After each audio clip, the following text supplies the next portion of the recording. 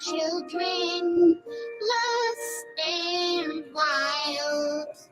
Dad punishes us, each and every child. But we are feral children, we thrive on chaos. Dad may try to punish us, he will never tame us. Hell in the cell, hell in the cell. It's Dad's test of out might. All kids will go in to fight.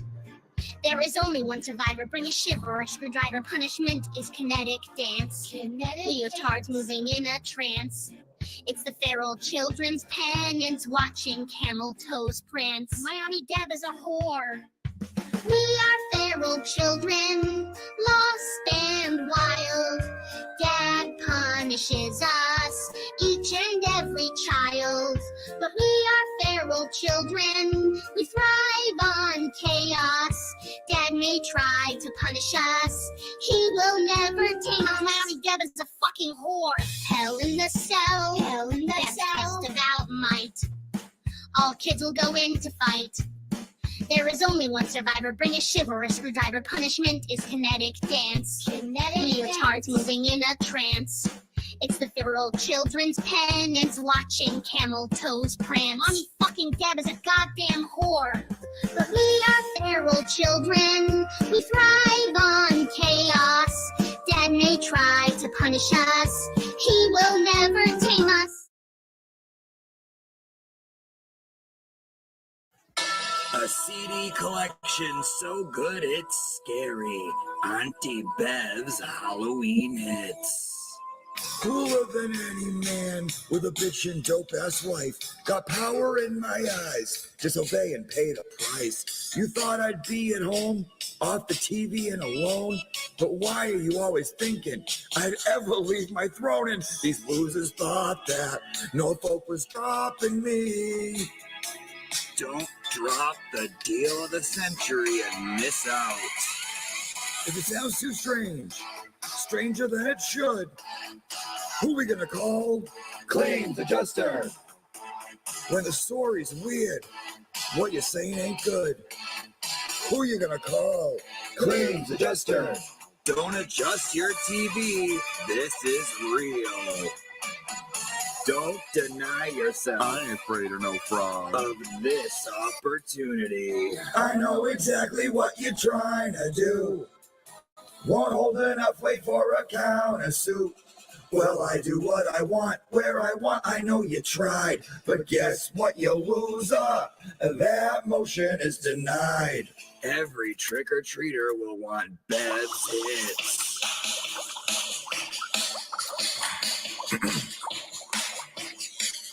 I was walking like a crab late one night when my eyes beheld an eerie sight. For a loser stepped up. She was twice my size, so I checked her good. No surprise. She was just trash.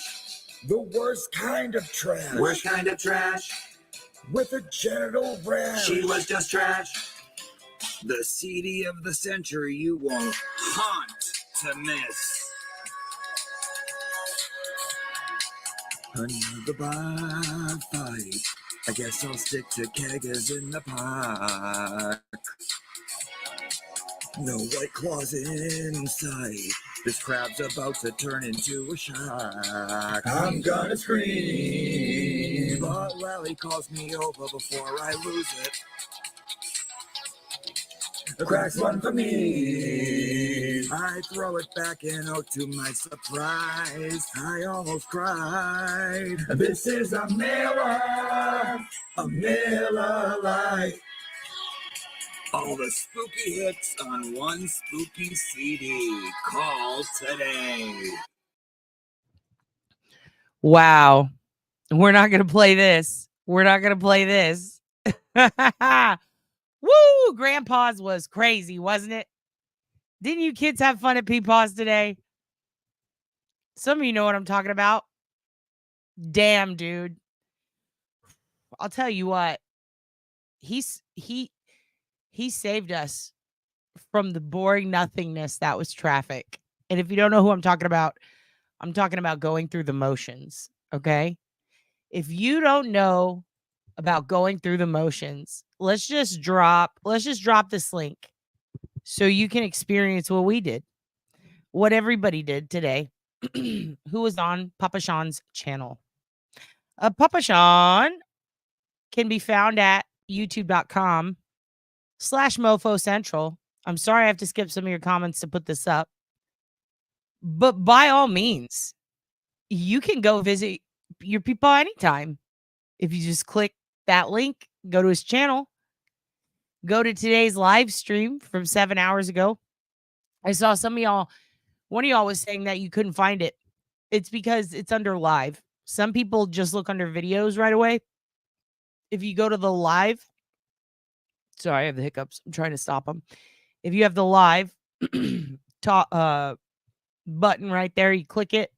It should pop up the most recent one from 7 hours ago. 7 hours ago, your peepaw Sean McDonough, dude, he went off. He went off, King. He went off. Wow. It was wild. Loved it. I know you need explanations. I need some explanations on some of it. 90% of it I understood. The other 10% was like, how did we get here? Who? Like, you got to understand, I just learned who Plevin was the other day. I've just been calling him Yellow Cottage Dude. I didn't realize it was Plevin, which is a pun on Kevin, or play on it, which is a nickname. I told you guys, this is when you're fucking around with Boston news, nicknames are involved. All right. Big Tony, Flappy Mouth, fucking Poopatrocta. Like, everybody's got nicknames. It's a thing. I think it's a northern thing. Everybody gets nicknames in northeastern cases. I don't know why, but I kind of like it. I wish I was the guy who assigned the nicknames, but that's Turtleman. He does that. Yeah, Auntie Deb's live after Sean today was the funniest shit show. She was chain smoking in the car, having a meltdown, doing the Kenny hoodie. Wow, dude. My chest, my heart was beating so fast. And then I had to explain a bunch of it to your Aunt Deb, and I couldn't put it into words. I told her it was the Red Wedding. I've revised my feelings on it. The best way I can explain is, remember when I was talking to you guys about a good speech? How sometimes someone gives such a good speech. It doesn't have to be true. I'm not saying his wasn't. I'm just saying, like, whatever's being said, it doesn't have to be true. It doesn't have to even be accurate.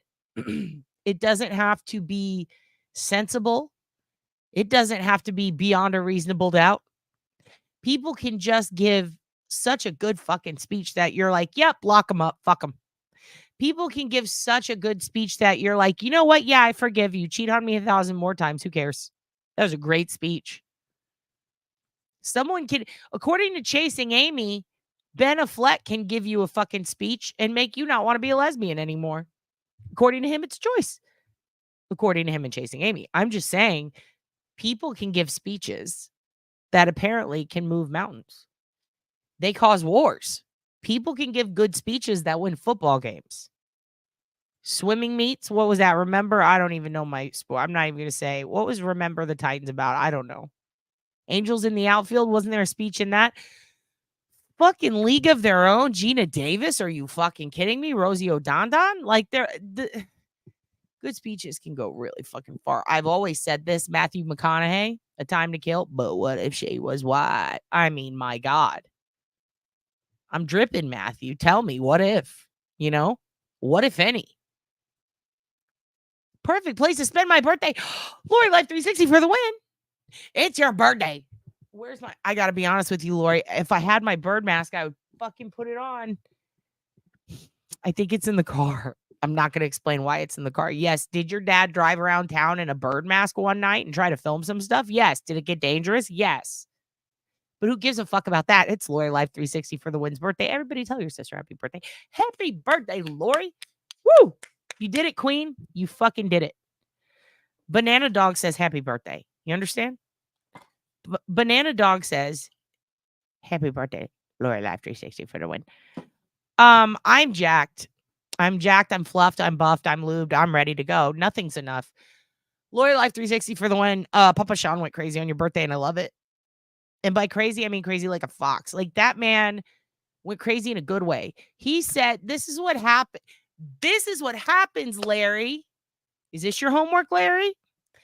This is what happens when you spend your whole fucking life compartmentalizing and pushing down all the shit that you have to keep to yourself. Because if you don't keep it to yourself, drama's going to enter. If you don't keep it to yourself, then families will fight. If you don't keep it to yourself, friends will not be friends anymore. Marriages will get fucked up. If you don't keep shit to yourself, people can get killed. If you don't keep shit to yourself, life can get pretty hard for a lot of people. But if you keep it to yourself, then it's hard for you. Because now you got to know all this shit. Now you got to look at people that you know did wrong and you got to pretend they didn't do wrong because some other person's going to get their fucking feelings hurt. You didn't want to know their business. If you say something to someone else, then someone else is going to come in and do some shit and they're going to fuck with this person who is now your friend, even though they weren't your friend before. And now it's upsetting, but even though it wasn't back then, but you also talked some shit back then. So now you have to apologize. It's a whole thing. You have to keep your fucking mouth shut. Otherwise, grandma is going to want to talk to you about it at Thanksgiving. If she finds out you have a back tattoo, she's going to call you a whore over the turkey.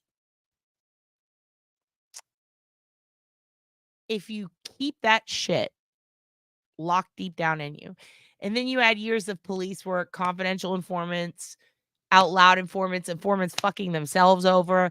If you add in all the complexities of the bureaucracy of the government of the state of Massachusetts, if you take all that and then you take YouTube and then you take that drama and you put it on this guy who's already got all that inside, and then you add on trauma, and then you add on whatever the fuck happened in his childhood, we don't know. We don't ask Papa Sean. It's disrespectful. All right? Take all that. Excuse me. Compress it. Put it inside. And then one day, you have to hope that that fucking bomb doesn't go off. Do you understand? Because if it does, empires will crumble. Today was my Roman Empire. I can't stop thinking about it. I'm fucking lit.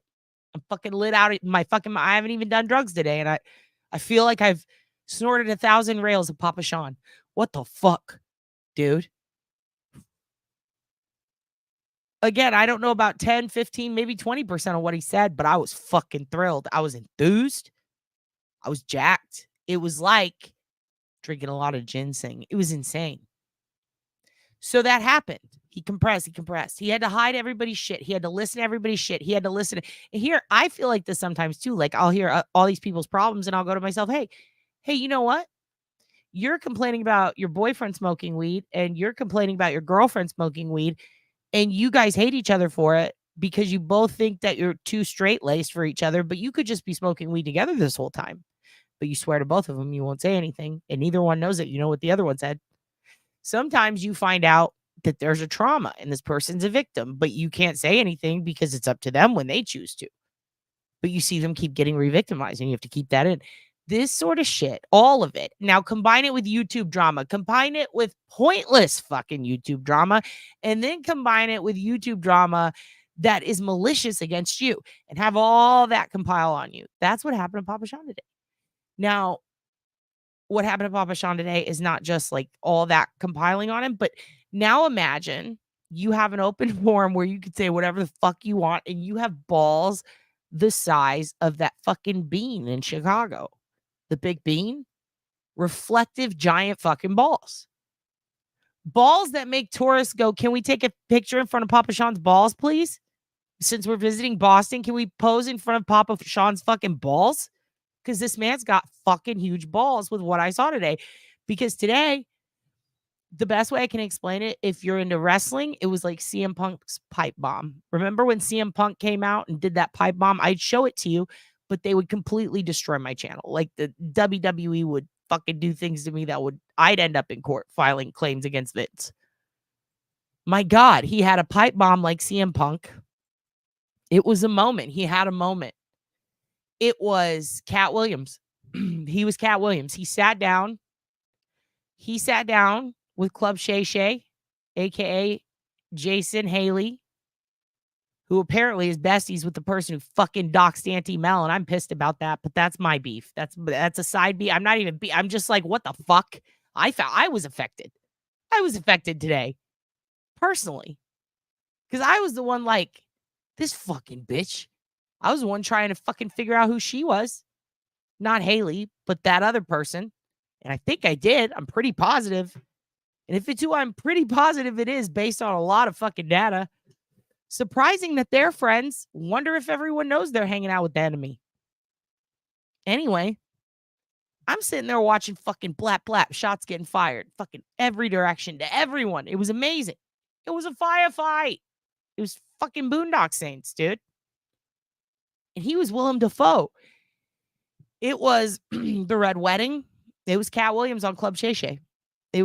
I was Club Shay Shay. Auntie Deb was Club Shay Shay. We were all Shay Shays.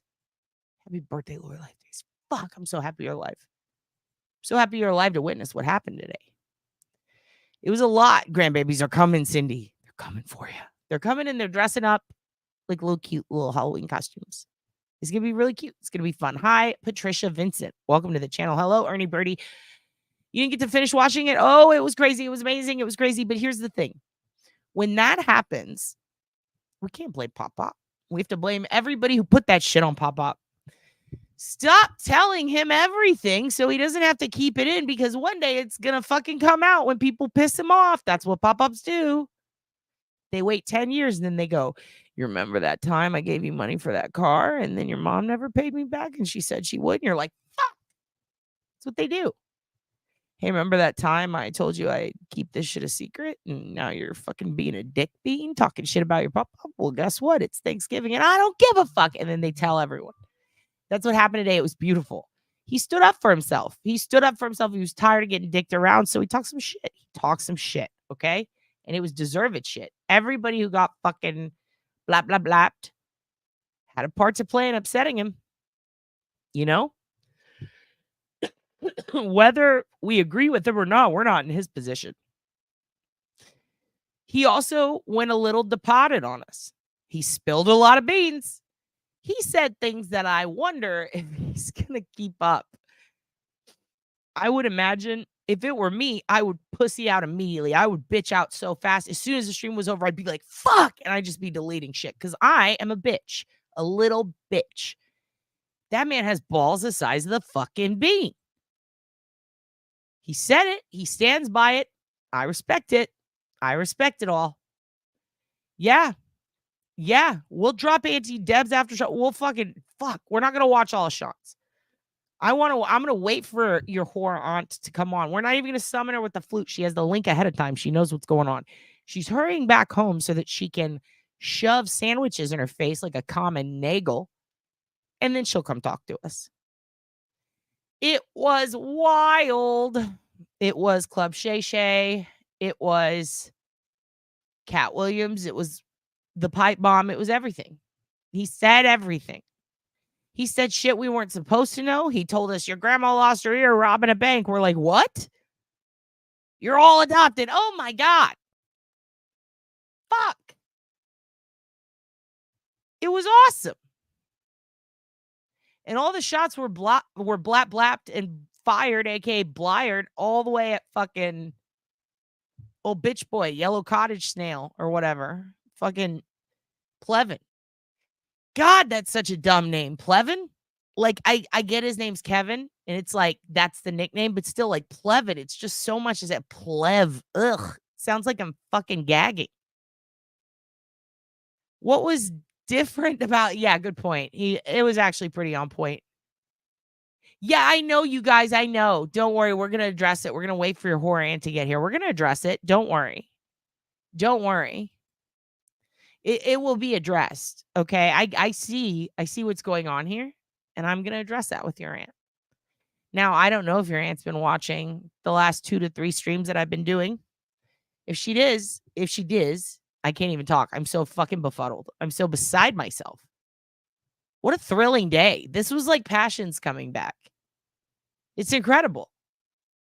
I can't believe we get this kind of daytime entertainment, allegedly. For entertainment purposes only from Uncle Sean Pop-Up. Uncle Pop-Up Sean. Speaking of pop-pops, what does Plevin mean though? Okay, let me explain this. Plevin is the nickname for Kevin Lanahan.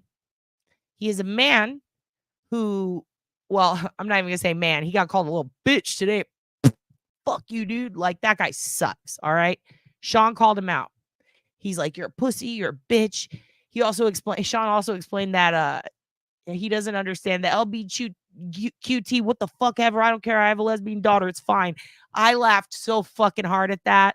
Then your Auntie Deb swooped in the comments with, on behalf of the gay community, you could say, tell us everything you feel, say whatever you want. Like, I don't give a fuck. You're fucking hilarious.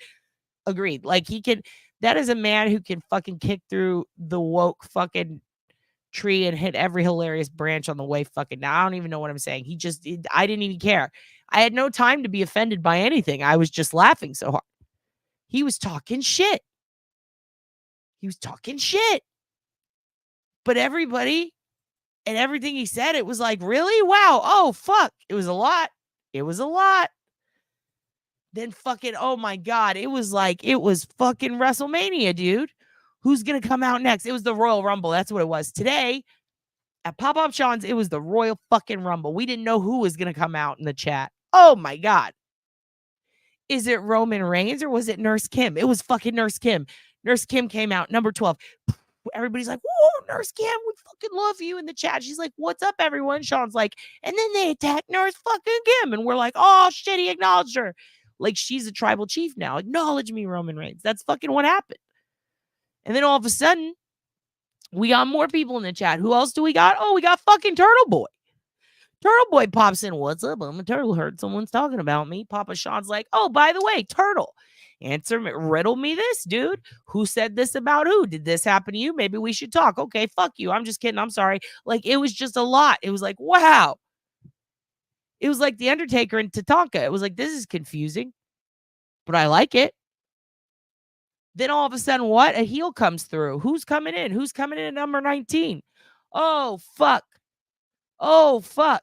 We need to boo this man. Why do we need to boo him? Because it's Jinder Mahal. That's right. It was Grant Smith Ellis. Fuck you, Grant. Everybody immediately boo. Fuck you, Grant. They threw trash at him in the chat. It was awesome. But that's not enough, is it? Because then me and your Auntie Deb were there and we were like, what's up, motherfuckers? We brought Pepsi. And everyone's like, we don't like Pepsi. And we're like, fuck us neither. And we threw it down. And then we're like, who are we fighting? And it was just crazy. It was a rumble, dude. Yes, I paid a lot of money. I ate that money to cancel my doctor's appointment. Who told you that? I did. Fuck, I think my doctor watches the channel. I'm sorry, Dr. R. I'm sorry, dude. Bitch, I had to watch this shit go down. Don't get pissed at me. I'll pay the $50. I think I did. I'm pretty sure it hit my bank account already. Yeah, and I didn't cancel it. I rescheduled it. I reschedule appointments. I don't cancel them.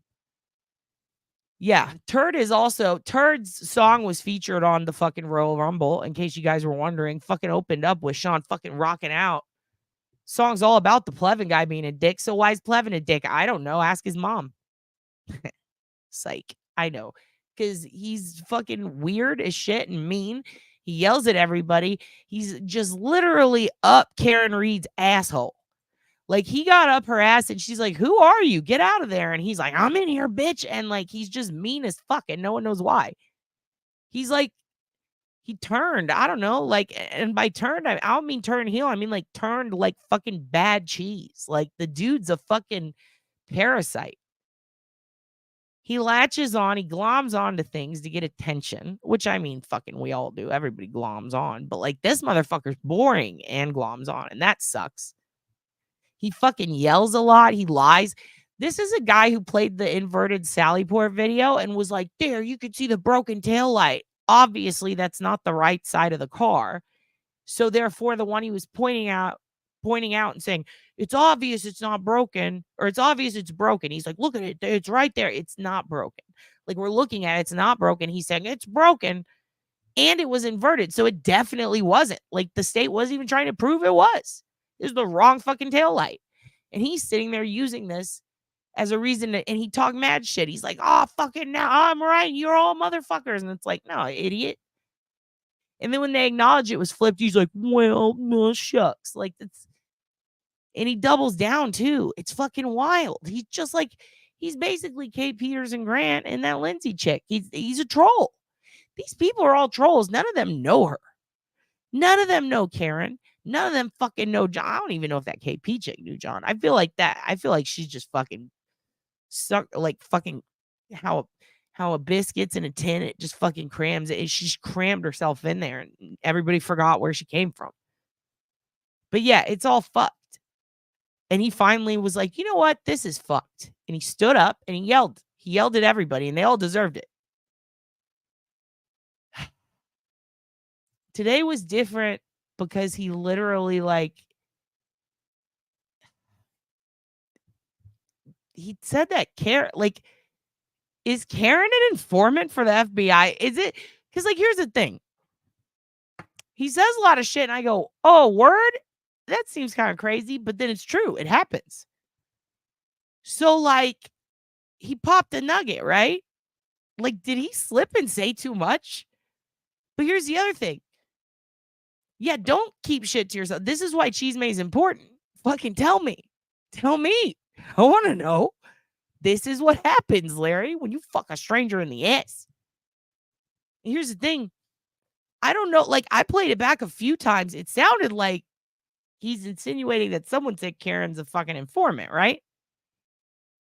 Like that she knows she's not going to get found guilty. Like, not a bad thing. Good. Fucking snitch, girl. We love a good snitch queen. Dry snitch. Do whatever you need. Wet snitch. I don't care. Snitch on me. Fuck it. It was just like, what? Did I read that wrong? Like, maybe he misspoke. Maybe I misunderstood. Is everybody working with the FBI? Why didn't they ask me, can I work with the FBI? Am I the only one who's not getting, like, why don't they destroy me? Why don't they come for me and Deb? I want to get come for. Came for. I don't want. That sounded bad. Don't clip that. Don't fucking clip that. It was a beef. It was an explosion of beef. It was the best day ever. It was wild as fuck. Papa had more beef than a slaughterhouse. Miss Parks is here. I tried to explain it to Miss Parks. I used a Game of Thrones metaphor. Darlene hid the pen. Where's Darlene? There you are. You hid the pen? Give it to Rabbit. I'll be up for 3 days. I fucking cried out of happiness watching it, laughing. This is what happens, Larry. I can't believe, I think an ovary exploded. And I don't know if it was out of passion or pain, but I enjoyed it. When I first found Sean's channel, I binged, watched all weekend, and cleaned that shit out of my house. Cleaned the shit out of my house. Yeah, dude. I got you. I'm telling you, like a good speech, State Farm is fucking right there on Sean's channel. I think he needs to be informed not to trust that fucking Waiting on Angels bitch. I wish Jason would listen. Whatever. I mean, we all know the pain of loss. She was still a cunt. Sorry. You can be a cunt and lose a family member. You can still be a cunt. Trust me. I've done it. Yeah, I'm Icy Ducks. Are you not like, I'm just sitting there like, your eyes are bad today?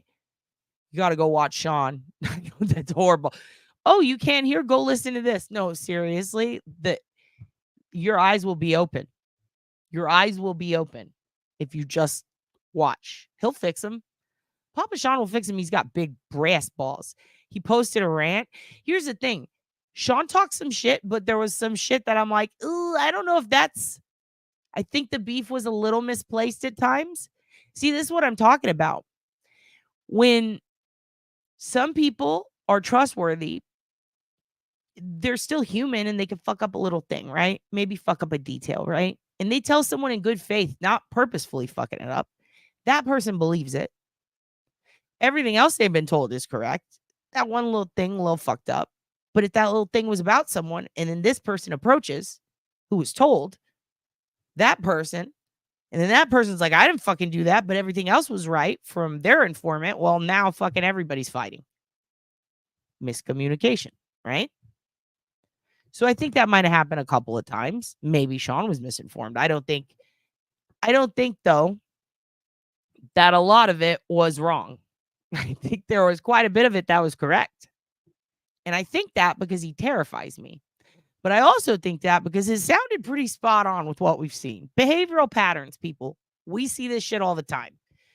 If you tell me that Grant Smith Ellis sat down and told you something logical, reasonable, that made sense and made you think, what a fine young man with good intentions, I would say he was fucking lying to you, or you're bad at spotting acting, or were you on propofol when you saw this? Because there's something wrong there. Something doesn't make sense. But if you told me that he wigged out like Steve Brule on PCP, I would go, yes. Did he talk shit? Did he destroy your family? Did he share your address with everyone? Yes, this sounds like him. Did he put breaking news at the top? Okay, excellent. Ladies and gentlemen, I don't think that I need to do a part 2 explaining all the bad people in the Karen Reed lexicon. I think Peepaw Sean just did it. With the exception of maybe 1 or 2 he missed. I believe he shot the fucking village. I think he killed the whole town. It was Red Wedding. It was the houses have aligned and one house has fallen. Holy shit, dude. I wouldn't even say it's rough. It was downright, it was a roller coaster. I felt so many emotions. It was fucking, what's his name? In Sons of Anarchy, the best one. What was his fucking name with the long hair? The best friend? Fuck. When he's in jail and homie has to look on the other side of the glass while his best friend gets kicked to shit to death. Fuck, dude. Yeah, it's all a shit show, dude. I can't wait to go visit. I've never been more excited. Oh my God. I'm going to come visit. By the way, I'm coming to visit. I'm not going to tell you when yet, but I'm coming to visit. And let me tell you something. I cannot wait to go to D&E Pizza. Oh my God. If you don't think your dad's not going to go to D&E, I'm not going to do a B&E, but I'm going to definitely get some pizza. If you don't think for a second I'm not going on a baby Brian hunt to snatch that mustache, it's happening. Oh, it's happening. I'm a man on the street, all those motherfuckers. I don't care if I get shot. It's going to be fun. I'm going to have a hell of a time. I love trashy towns. I love it when there's a lot of smart people going, what are they doing? They're trashing our town. And then going to look at it and going, fuck, they are. Like, it's just like, damn, you're right. I love it when what I'm told lines up with what I see. So when I saw all that shit going down today, I went, this checks out. This absolutely checks out. Lori, I love a good Thanksgiving story. I ruined Thanksgiving of 94 for slapping my grandpa's butt repeatedly. Ernie must have had a hot peepaw. I don't know what to tell you, Ernie, but that's hilarious. Bird in the turd, by the way. Did I pull it up? Speaking of pulling up, Bird in the fucking turd. First of all, stop remaking. Listen, turd, Bird, sit down. Dad has to talk to you. Can I drop a link? Yes. It's just youtube.com/@obliviousbenson/membership. Here, I'll put that there. I think this is it. If you're on an iPad or an iPod or an iFucking whatever, they hide the button. They play hide the button the way Darlene plays hide the pen. You feel me? Yes, most of the shots were at Kevin, but like Jennifer Aniston in Office Space, he may have also flipped off the line cook. Absolutely, he did. Absolutely. Yeah, hey guys, I get it. Don't rub it in my face. I get it. I see where this is going. You guys see where this is going too. I see ducks, right? You see it? Everybody sees it? You came over here from glare? Oh, don't worry. I'm about to glare. I know what's going on. When the beef is, you want to see your dad go crazy? Someone's getting in my Kool-Aid. Someone's touching my shit. Who touched your dad's lawnmower? Who touched my thermostat? Auntie Deb, that whore is my thermostat, and someone touched her. I'm going to have to dip through work 10 hours and go dip. Close those eyes, Cindy. We'll be here. I'm not taking my videos down. fuck no, not today. Not today. As I said earlier in chat, Sean, save some Festivus for the rest of us, brother. This shit was epic. I mean, no words. If it was Citizen Kane, I would have stood up and gone. I mean, again, I'm uninformed on some of it. A lot of it, I mean, all of it could be bullshit for all I know. It's just such a good speech. I believe the man. I believe the man. He could be fucking fooling me, and you know what? I got. Because I fucking love that. I love the energy. If someone has, and I'm mad as fuck, and I'm not going to take it any more energy, I am here for it. I'm here for it. He's the man who is so much less than a damn bitch. I know. He took his man card away. He took his, and it was so funny. He's like, he said something like, and people were telling me that I'm a scared little bitch. Sean said that at one point. I was like, hey, what's wrong with being a scared little bitch? Like, I mean, these are non-fucking insults, people. That's why I like when Sean's just like, you got no fucking balls. You're not a fucking man. It's like, damn, dude. This is fucking dope. This is like when uncle and dad fought at the barbecue. This is sick. He got really upset. They were talking about his sobriety and has been sober for over 2,000 days and speak lies, which is not the truth. They just gangbanged him. Well, guess what? He had nunchucks. He pulled them out. He fought the gang. The glare gave the plevin. Okay. Oh, they went after his sobriety. Well, here's what I remember. And I don't want to bring up trauma again for him. But I'm going to defend him. Because here's the deal. Someone brought up a DWI or some shit on Twitter a long time ago, right? Ever since then, I'm sure, probably even before that, he gets guff. But here's the thing about guff. It's fucking fleeting. They're going to give him guff. It'll go away. You know why? Because they all did much worse. But if you're going to fucking come for a man over criminal charges, civil suits, regardless of who he is, what he does, what he didn't do, I get it. You know, people are going, oh, cops drunk drive, and that's fucking bad. You know, I think there's a difference between drunk driving and drunk driving with, like, you know, a hooker in your car and letting her wave the gun around like fucking what's his nuts, Burke. But at the same time, if you drunk drove, you didn't fucking kill anyone. It's been 20 years. Are you a bad person? Fuck no. You did a thing. You did a bad thing. Luckily, it didn't hurt anyone. If it did, I still think there's room for it to be forgivable. We have to look at substances as the same, right? If somebody is fucked up on opioids, if they're fucked up drunk, here's the thing.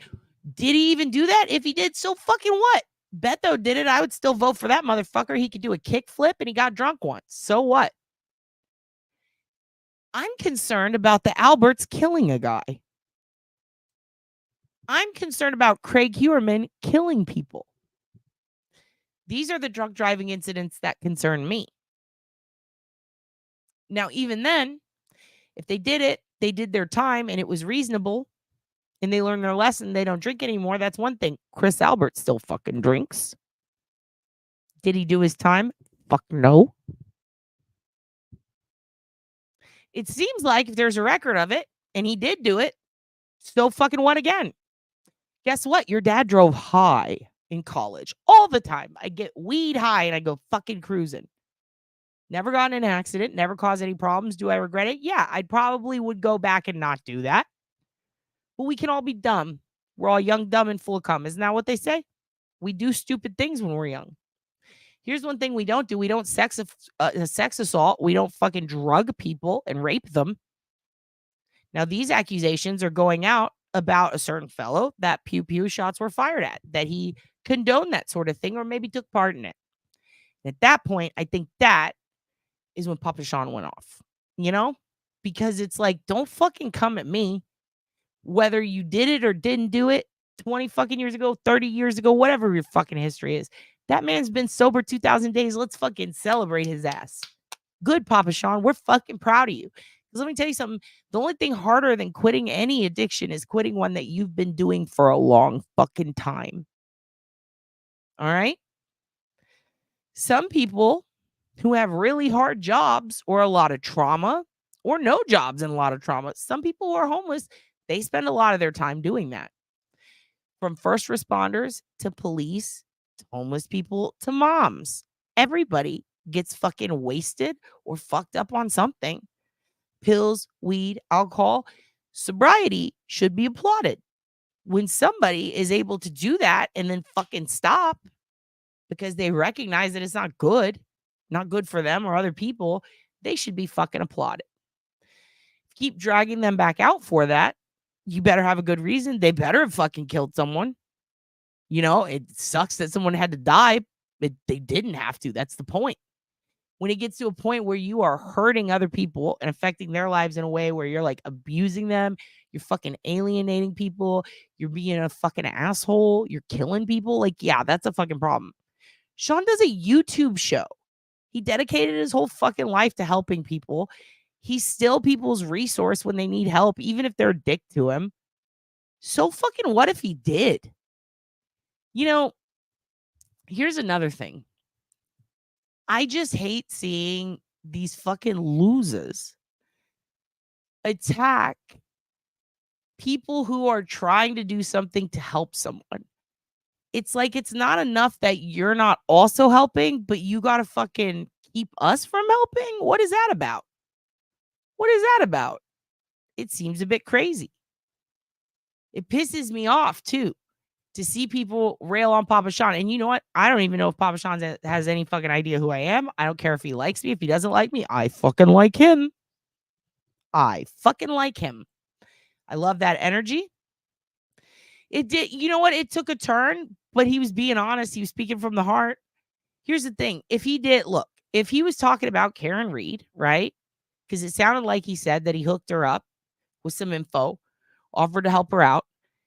And then when people were talking shit to him and giving him hell about what we just talked about, ripping on an addict for no fucking reason, and then his world started crumbling and nobody fucking defended him, I feel like him saying, yo, Karen, what the fuck? You could have backed me up a little, or back other people up who endorse you. Endorse them back, aka Turtle Boy. I don't know how anybody feels about this, but here's what I'm thinking. I'm putting myself in this situation. If I was Sean, if I was the Turt, if I was whoever. I wonder if I would have enjoyed an endorsement from Karen in my time of need. Let's say I did help her out, have a phone call with her, you know, talk to a lawyer, help out a lawyer. Didn't he get fucking AJ a big ass contract? I mean, look, we all love AJ and Alan, or Alan and fucking what's his name? I keep calling him AJ because when I say Alan Jackson, I think Chattahoochee. We all love a good Alan and Yannetti moment, all right? Hate to bring it up, but Weinstein raped a lot of people. People get pissed at me for bringing that up. They get pissed. I've gotten emails. Could you quit? It kind of makes Karen look bad. No, fuck no. Kevin Spacey, anybody? You got to take it with a grain of salt when people are fucking ripping on you. But if they're ripping on you and they're fucking right, that's why. Otherwise, you're going to fucking tear yourself up inside. It's a situation where these are attorneys and they took cases that they thought they could win and they won them, right? That's what you would say to something like that.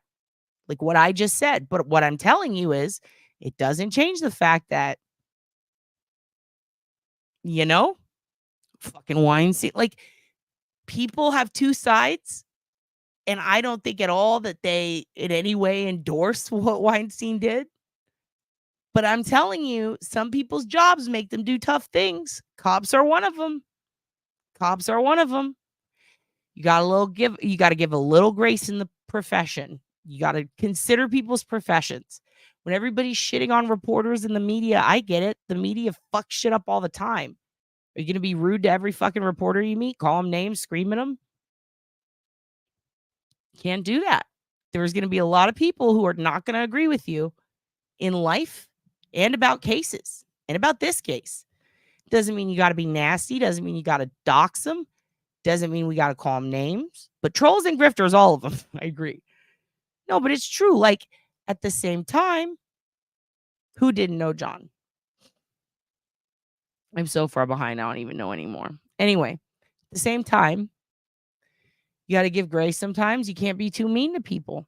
When you get mean to people, all that shit goes out the window. Fuck them. Right? Brandy is a good example. Speaking of Brandy, went after everyone, but Plevin went after every one of Sean's guests on his channel as well as, yeah, he did. He did. Plevin did that. Plevin's a piece of shit, you know? But that's what I'm saying is like, if you don't fucking, you give grace to a point. All right? If you don't calm your ass down and you talk too much shit all the time and harm people, set them up, cause them problems, stir drama, no one's going to fucking like you. They're not going to want to be around you. That's what Plevin did. He was the person in the background fucking shit up, causing problems, spreading lies, being a little conspirator. It's a problem. Brandy is really fucking good, by the way, at walking a fine line. Brandy is really good at giving people respect, regardless of what they think. She's really good at putting her personal feelings aside, but also kind of including them later without creating, I don't know. She has a way of like, she doesn't fight with people. She can have a discussion with someone across the aisle. I appreciate that from her. But she also can do it without bullshitting, lying, giving up dignity. She can, and it's not even an agree to disagree. You just disagree, and that's okay. It's not super fucking respectful. I feel like everyone's coming at Sean real disrespectful, and I didn't like it. And everyone in Massachusetts is an informant. Everybody.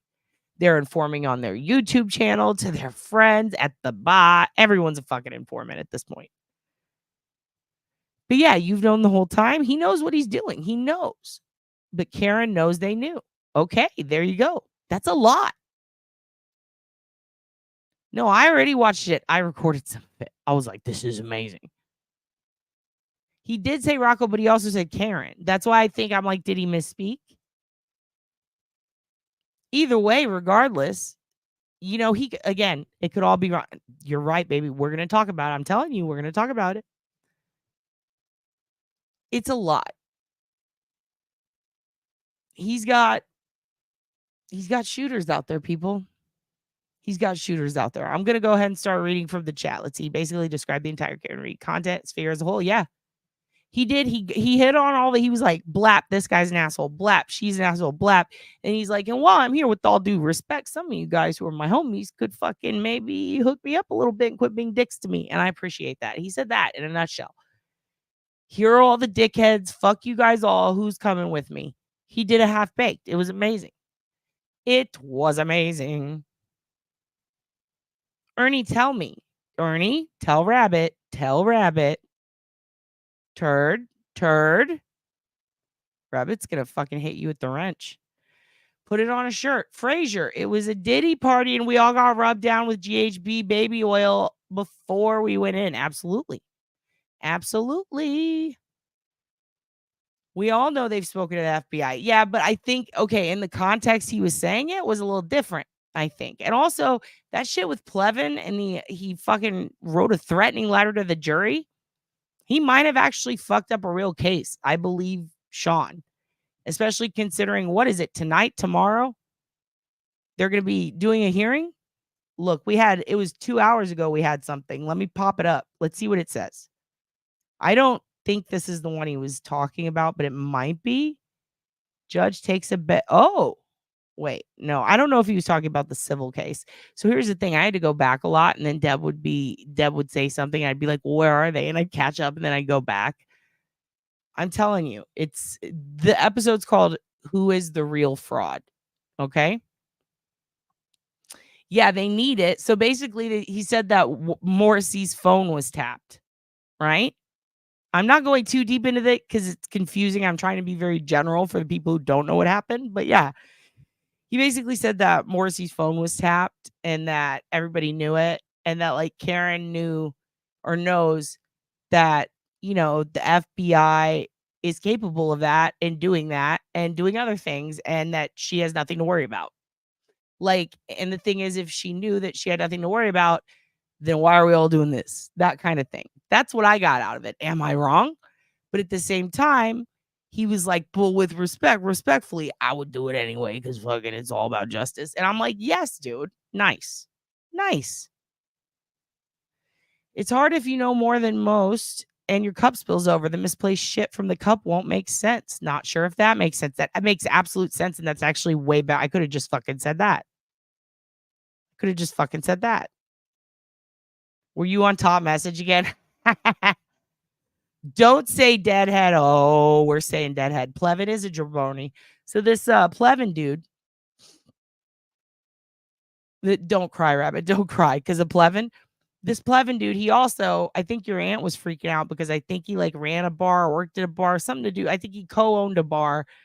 That bitch has got like fucking, I don't want to say GH beaten, but basically what one of the commenters said happened to us earlier. That's what fucking shit happened. You know what I mean? And I think Auntie like knows people who used to go there. Let's just say that. We'll wait. It wasn't really to her. It was for the people in charge to hear enough is enough. Because I know that he threw down, like, by the way, I got AJ this really fucking big, expensive, fancy contract and no fucking thank you. Like, he didn't get a thank you. And I'm like, damn, dude. I've wanted to say that shit to so many fucking people. Sometimes it's nice seeing someone do something you wish you had the balls to do. I think that's the best way to explain it. Oh my God, I'm so fucking far behind. Mahjong? It had to go to trial for the feds to go deep. The case is like an undercover cop. I'm telling you, it's the R word of departed. I'm not going to say the word, but if you say it departed and then you just put an R, that's what it is. That is what it is. I will cancel myself and say it on a members only. I'm not going to do it here because I know people will be out there clipping. I know I got ops out there fucking coming at me. So I'm telling you, it's the departed. It's the departed. That's what it is. That's what it fucking is. Yeah, YouTubers think they're more important. Like, oh, hey, breaking news. Grant's a dickhead.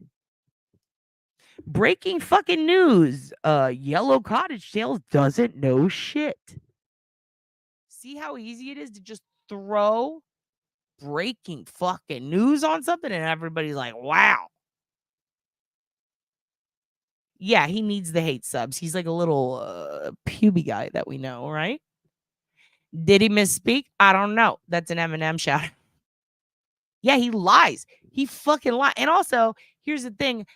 Here's how you know that Sean has a heart, dude, that he actually cares, because he was like, you know, listen, I don't know if he fucking cancer or whatever. I understand that's fucking tough. I understand. I've been there, but you can't, like, you know what I mean? Like, he even acknowledged, like, yes, I get that you might be suffering, but like, he even gave him grace while he was fucking chewing his ass. Whew, that was a hot moment for people. Wow. They criticize everything she does and twist everything. I would tell her to keep her shit small and quiet until this is over, then say her piece. That's true, Jeanette. I agree. That is real. Honestly, that is great lawyer advice. And do you know who else kept their mouths fucking shut until their trial was done? Didn't get too lippy to the press? What did he say? Lippy something? That fucking made me lose it. You know who else didn't say shit during the entire time they were on trial for something that were also represented by some more lawyer? Fucking Kevin Spacey and Weinstein. And look, so I'm telling you, fuck, at this point, even if she did do it, they could get her off. Like, these are really good fucking lawyers. I can't help but wonder if the reason they are even having the second trial is, again, like what one of you guys said, maybe we're buying more time. Maybe there's something to this federal situation. Maybe they're onto something. Maybe they're chasing a little rabbit of their own. I see you, Rabbit. This is a fantastic question from your mod. Let's take a break from praising Papa Sean for traumatizing us all today in a good way. God, I want to go fucking I want to call up a relative that's just been such a fucking evil a-hole to me, and I just want to be like, you know what? Fuck you. I just want to fucking chew someone out that has it coming. I need to be held down, dude, because I'm about to. It really was like the Royal Rumble. Oh, and then in chat, it got crazier. Everybody was there. Every fucking buddy. Fucking Young Jerks was there. I think the Glare was there. I see you, Glare. Fucking Glare, Young Jerks, Nurse Kim, fucking Rita. Okay, he did come at Rita. That's the part I disagree with. Sean, you get one. I hope you were going at a different Rita. You can't possibly talk about our Rita. My God, dude, that part I was not ready for. That's the part where I lit up a cigarette and was like, okay, all right. Point the gun that way, dude. I'm not scared. Put it in my mouth or get it out of here. What are you doing? Don't point that at me. Because I'm protecting Rita. I'm in front of her. I'm ready to take a bullet for that bitch. But it's okay. He was going off. He got a little too crazy with it, but it's fine. We all do that. He was having a good time yelling. It was one of those things where he was having a good time yelling. He saw her name in the chat. And he's like, and then there's Rita. And then probably couldn't think of anything, made some shit up. Who knows? My point is, he had a fucking point on everything till he got to the Rita part. And then, like, in the Karen part, it was like a little like, okay, come on, let's go outside. Why don't you have a cigarette with me? Why don't you fucking... It was so wild, I gave Aunt Deb permission to relapse. It was like, permission granted. Go with Papa Sean. Like, go. You relapse next to Sean. I'll watch. Like, this is insane. This is why it was great. He said all the shit that needed to be said and then a little more. And I would say no notes, but I just gave a ton of notes. But they were good. They were positive. Except the Rita shit. Let's all calm down with Rita, everyone. Why do we always got to come after the fucking... Why are we going after Kitty on that 70s show? She didn't do nothing. Red's the one threatening people, breaking a boot off in his ass. I'll fucking put my shoe up in your ass. Like, Rita didn't do that shit. Calm down. But it's okay. Rita did a duck. I protected her. We're going to be fine. I did like when the mood of the chat went, oh! We were all like Italian mafia dudes. When he said Rita, everyone went, oh! It was fucking funny. I was like, damn. We weren't ready for that. It was like, and you, tuck your fucking shirt in. Whoa! It's a t-shirt. These are pleated khakis. I'll look stupid. Who's your favorite Frasier character, everyone? Who? Rabbit? Who's yours? All right, let's go. Let's see what everybody says. We need to get that whore in here. Where is she? Where is the whore? Present her to me.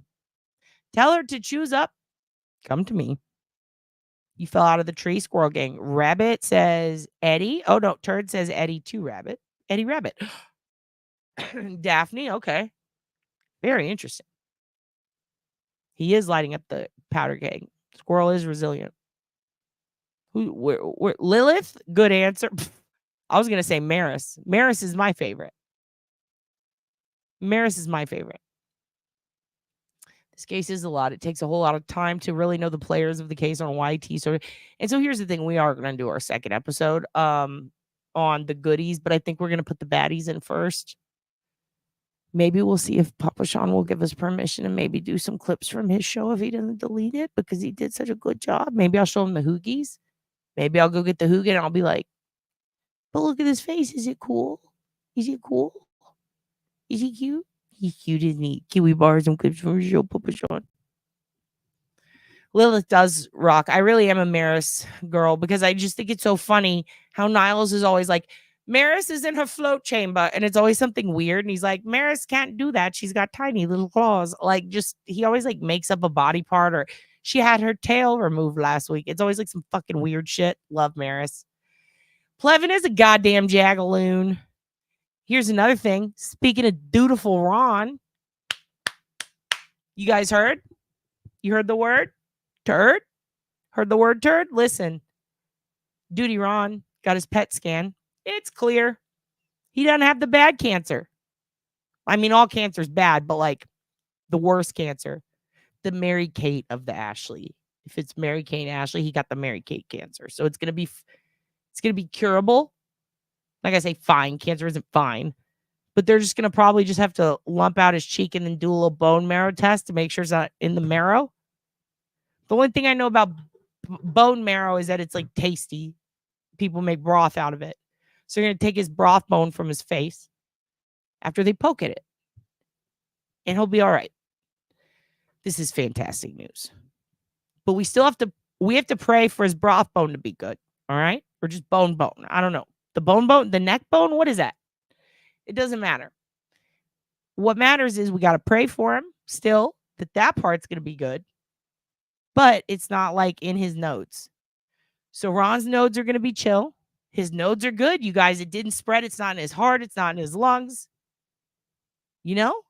That's incredible.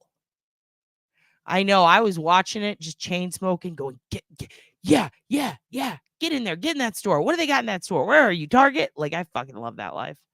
That was so great. Miss Lippy's car is green. I was just talking about how Lippy is like one of the fucking rudest things you can say to someone.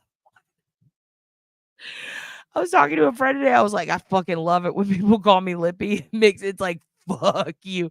And then literally an hour later, Sean's going off and I hear him say Lippy about something. I was like, what? I just love it when people say Lippy. Fuck, he went blap at that fucking wolf. What's his name? Fucking boundless millennial. That douchebag.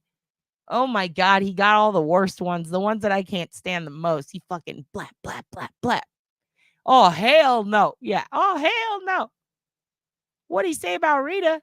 I don't know. I was too mad. Okay, so here's what happened. I got up, I go take a quick pee-pees. Takes me like 2 minutes. I come back, everybody's defending Rita. How dare you? Blah, blah, blah. Now, I did not hear exactly what he said. I was using wired headphones, but I went back to try to hear it again, and I would go back too far. I forgot how long this shit was. It would get to the part where I could see in chat, okay, I think we're about to get to the Rita part, but I don't know if it was processing because the chat went away the third time. Then I had to stop and plan the episode. So I'm going to listen to it, and I'm going to see exactly what he said. I know people were defending her. If I'm wrong, I hope I'm wrong. Because someone else said, someone in the chat said something about Rita. And then the person in the chat said, I was responding to Sean. And then I was like, well, what the fuck did Sean say about our Rita? How'd people find contact info for this person / their jobs? Yeah. Well, how did they find out where I live? They Googled your fucking name and the word address. Like, really? That's 90% of it. If you can't get it that way, just get a White Pages account. If you can't get it that way, then learn OSINT. Dude, if she doesn't attend a meeting, I swear to God, we're going to throw trash at her. We're going to throw garbage at her ass. We're going to go find her. We're going to go to her house and throw garbage through her fucking window if she doesn't go to a fucking meeting. McGrath? Sean lit up McGrath? Mark McGrath? He just want to fly now? What? Oh, Willie, whoa. Put your arms around your people. Put your arms around your people. Yeah, dude. I feel tweaked. I feel tweaked out of my mind. I feel like Smeagol. Like, my precious. Like, I'm just fucking... Dude, Steel Magnolia's in the chat. They were all there. Everybody was there. Fuck, dude. Kevin Spacey had a dog park in LA. He had a medium-sized floofy white doglet and was friendly, not snobby to you. You know, here's the thing. I don't have a weird thing. Like, if a personal interaction with someone goes well, I have a hard time thinking, like, could they do a murder? You know what I mean? In fact, I used to think that, like, almost every time I met someone, like, is this someone who could murder a child? And then that would kind of determine if we're going to stay friends.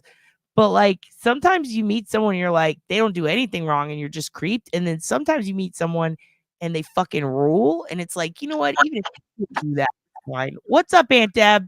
Hi. Oh, what's that? Fucking Baha. I need a... You want to talk about my life? What's up? I'm eating.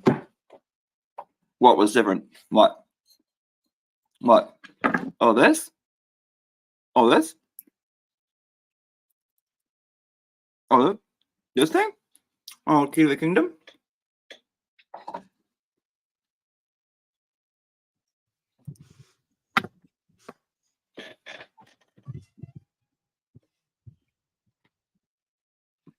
Yes, Rabbit. Yep. Rabbit, I need you to step in for Dad. Rabbit. Didn't even ask. Popped in, made a little funny comment, wrenched. Mm-hmm. Real, recognize real, I guess. Mm-hmm. You know? Yep. I don't know. Life is different now. Life has been different, like, since that moment. I don't know. I just, like, I can't, like, relate to normal people anymore. I'm just, like, I don't know. I don't get it. I hope I your don't get life it. is so good. Mm-hmm. Yep. Mm. I eat on camera now. That's the thing. Because, like, Yep. I'm wrenched. So I can't. Takes a lot of self-esteem to do that. You big fucking Oh, whore. it takes a fucking time, right? Yeah, it takes a lot of self-esteem. I'm hungry enough that I don't give a fuck who's watching. Yeah. How's that? Where'd you get all this self-esteem from? Honestly, Mm. heavy. We do a lot with it. Take apart a house, put together a house. You know what this is? Yeah. No, I don't. No, we don't have those. We don't have those where I'm from. It's called a screwdriver. Yeah. Can it drive you to the wrench store where you can go screw yourself? Hey, screw no? you, pal. Hey, screw you, pal. Sean said pal. Wait, what was that comment you made? Don't. Sean said pal. No, when you were like, if you don't can't handle me at my can't handle pal, my chief, you don't deserve my pal. if you can't handle me at my pal, you don't deserve me at my chief. Dude, I'm so happy you were there to get me through it. I'm glad we had each other. I feel like were you in and out? Because I sent a few things to you and I feel like you didn't answer. I feel like you were in and out of the glare. No, I was in and I was out because I'm wrenched, so I can just have like it's like having a hotel key. It's like a hotel key. You can just kind of like you busted on the glare, got a wrench, and left. What'd you do? Yeah, and I was even like, what are the responsibilities? And he's like, you don't have any. He's like, you can just say whatever you want, like verbatim. He's like, that means that you can say. He's like, you don't have any things. You can just say whatever you want. I was like, cool. History. Yeah. He gave you a wrench. History. Just here's a wrench. Here you go. Literally his treat. Yeah. And you chose up. I'm his Colin. Yeah, you chose up. That's what you just did. Do you understand what you did? I didn't do anything that was given to me. Let me explain the streets to you, Deb. What you just fucking did. Okay? You're my fucking whore. You understand? You're my fucking whore, and you went on the street and you saw another pimp. And you walked up to that pimp and you said, "What's up, daddy?" You know what that pimp did? He said, "Hey ho, want to choose up?" He treats his bottom bitches better. I buy you purses. I got you the mattress on the floor. He lets me pick out my purses. Listen, I asked you what color. You said as long as it's white. Which again, you need to work on. Yeah, I said that to him and he slapped me and said, "Stop being racist." So I'm learning with him. I'm learning. I told you you'll get there. I give you time. Yeah, I'm already there with him. Look, we're already there. There is no more us. There is no us. What about us? There is no us. What's that, pasta? What do you got? Pasta right there? Okay. Alfredo. Yep. All right. Oh. I'm gonna go Fredo on you. Gave it to me. I'm gonna go fucking Fredo on you. Who is this fucking whore that you're hanging out with at a house? I don't know. She lets you. Her parents let you smoke. We talk about different stuff. We talk about stuff that like you go to parties. What do you talk about? Different stuff. You wouldn't know. Yeah, I wouldn't know. You know why? No, you wouldn't know. No, you wouldn't know. I'm out here on the streets, fucking planning. Yeah, you're always on the street, and you can't be a mom. You're always on the street, making deals. When's the last time you handed me a wrench? So that you could get. Actually, wait, hold on. Ooh, real beef now with that. What do you mean hand you a wrench? You literally control this whole thing. When's the last time I gave you. Maybe all I want was a wrench. What did I give you? What is it called? Where you control everything? You full conservatorship? Control. You're my conservator. You're my Jamie fucking Spears, dude. Yeah. You're my Jamie Spears. You determine when I take my pills. What are you talking about? Like, you're my conservator. Like, you could take everything from me. Maybe I don't need to conserve. Maybe I need to be wrenched. Maybe you need to be Maybe they need to be caged. held down in these Maybe streets. you need to be caged. Maybe you need to be my Britney. Maybe I need to Jamie you. Maybe Well, I it's need too to late Jamie now. and Spears you. Maybe you need Too to late go on now. the Disney Channel and see what real pain is like, bitch. It's too late now. Because I met a guy and he lives in Tennessee. He has a cat and a dog and his name is Will and he has big arms and he smokes on his channel and he doesn't care. Rabbit, I would never beef with you. You're loyal, not like this whore, this Pepper Deli whore. Look at her with her Pochina de Pepper Deli. How dare you? It's so good. How fucking dare you? Admin writes you ungrateful whore. I don't know. I guess like this is it then. I guess I'll see you around.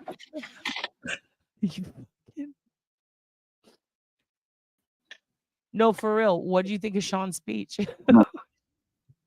Fucking whore. I hate it when she does this. Full control. What do you? What's this thing you got going on with the glare? What's going on over there? Because did you see our No, give me a fucking second so I can change my. This is an attitude. And I don't want.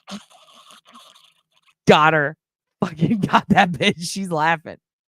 She's fucking laughing. She loves it. She loves being cut off because she's a whore. Pappardelle prostitute. Pappardelle, dude.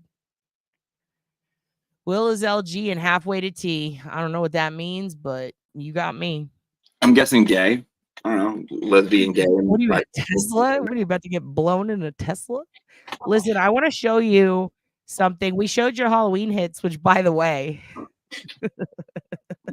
I know. I can't. What? You should actually record a Halloween album by Halloween. About it, but like it's in like fucking a day. You should just burn CDs. Like I Talk about the funny shit we said in the chat. Yeah, what was said? Oh, so much. Dude, you were fucking killing me. We were like yelling at each other. Yeah, that was fun. I like interrupting a chat, but I was so scared Sean was gonna fucking freak out on us. I was awesome. Reading it, and I was like, I hope like he giggled at least one of the things that we said. I know he saw one thing because he read the guy's name out loud. I was tired of this boundless millennial motherfucker, and I was like, his name is Matt, and I gave his last name, and then I said he's from Hull, Massachusetts. Is he? Yeah. I gave him his real name, Matt Doherty. And I was like, his family owns Doherty's. He's from Hull, Massachusetts. And then he's like, Matt Doherty, boundless millennial motherfucker. And I was like, dude, I think I have haters. I think I got haters now. Huh? I got a negative. I got a hate in that comment. I think I have haters. I think we made it, dude. Dude, I hope so. I got a this is all a joke to you. You don't respect the family comment. You want me to read it? Yeah. I'm not gonna lie, my butthole puckered. Wait, what happened? My butthole puckered. Who did what? My butthole puckered. No, I heard that. What did you say about the family? Dog, you don't listen, bitch. Ready? I played it 3 times. Yeah.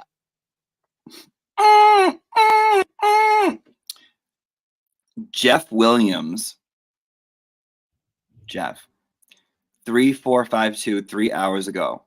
It's all a big joke to you, but not to the family. Have some respect. To who, me? Or you?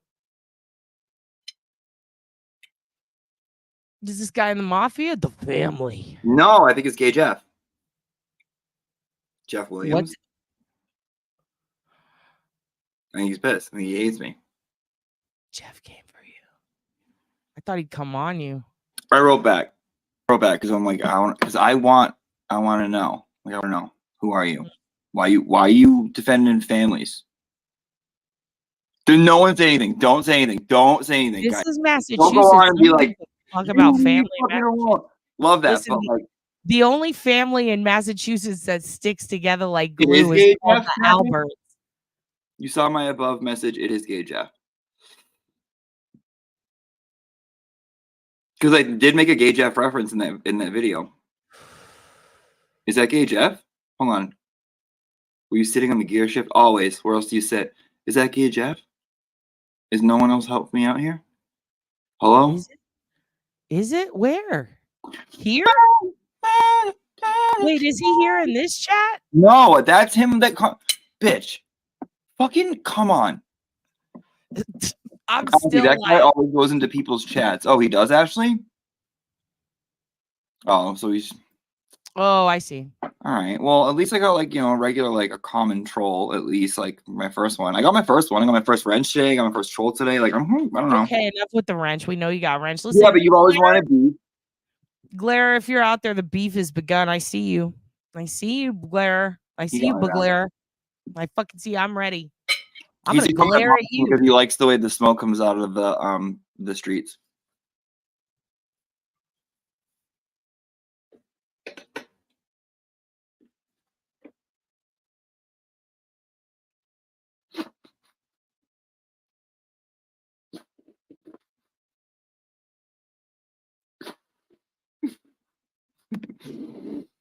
I ain't afraid of no ghosts. Still got it.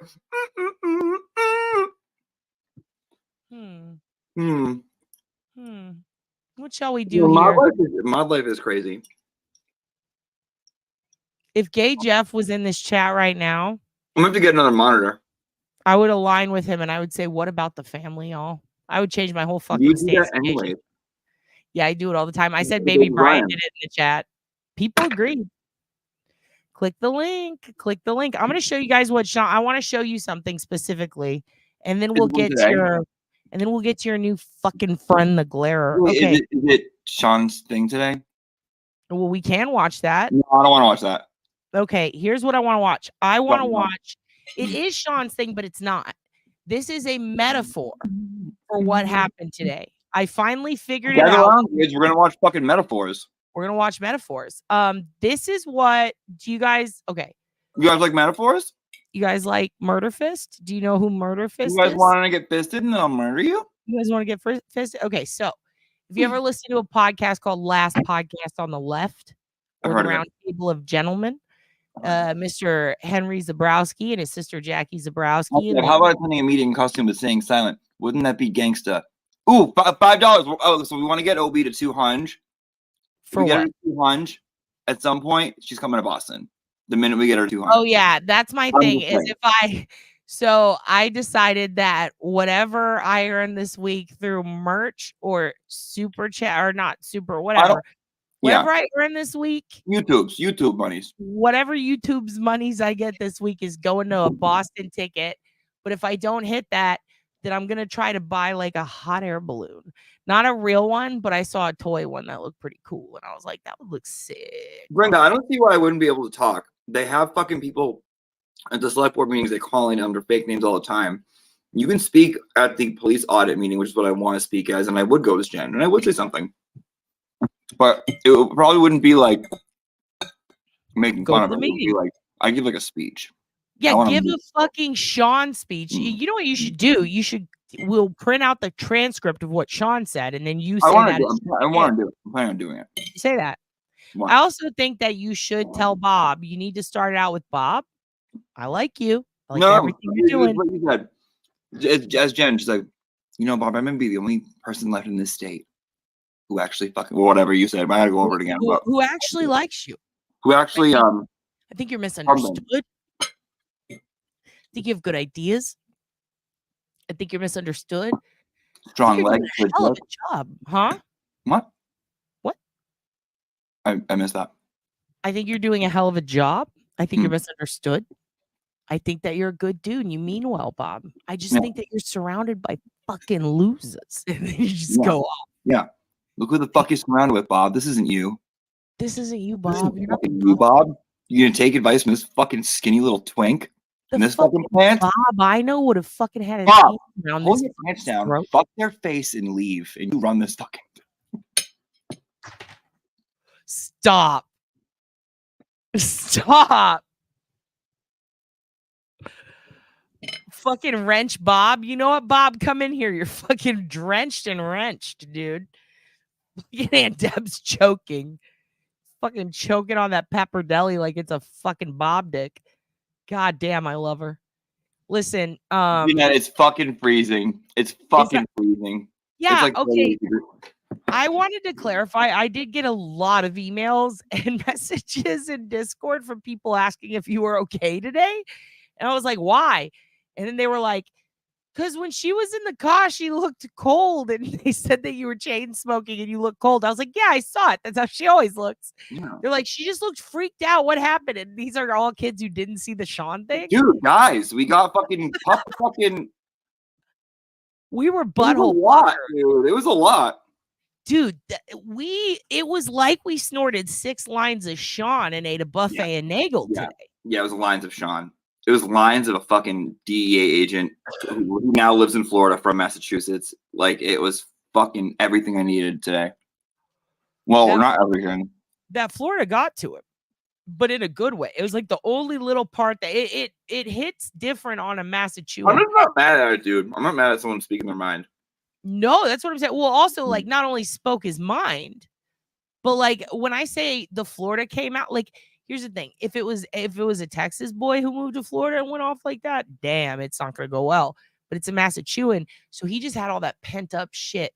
Like I was saying, it's all compressed. It's just a whole lifetime of bullshit. And he's got the freedom of the fucking Everglades to talk some shit. By the way, got something in the mail today I want to show you because I respect your. Is that a Harlem Globetrotters fucking hoodie? What? I don't know. I can't hear you over my wrench. I know. You're a whore.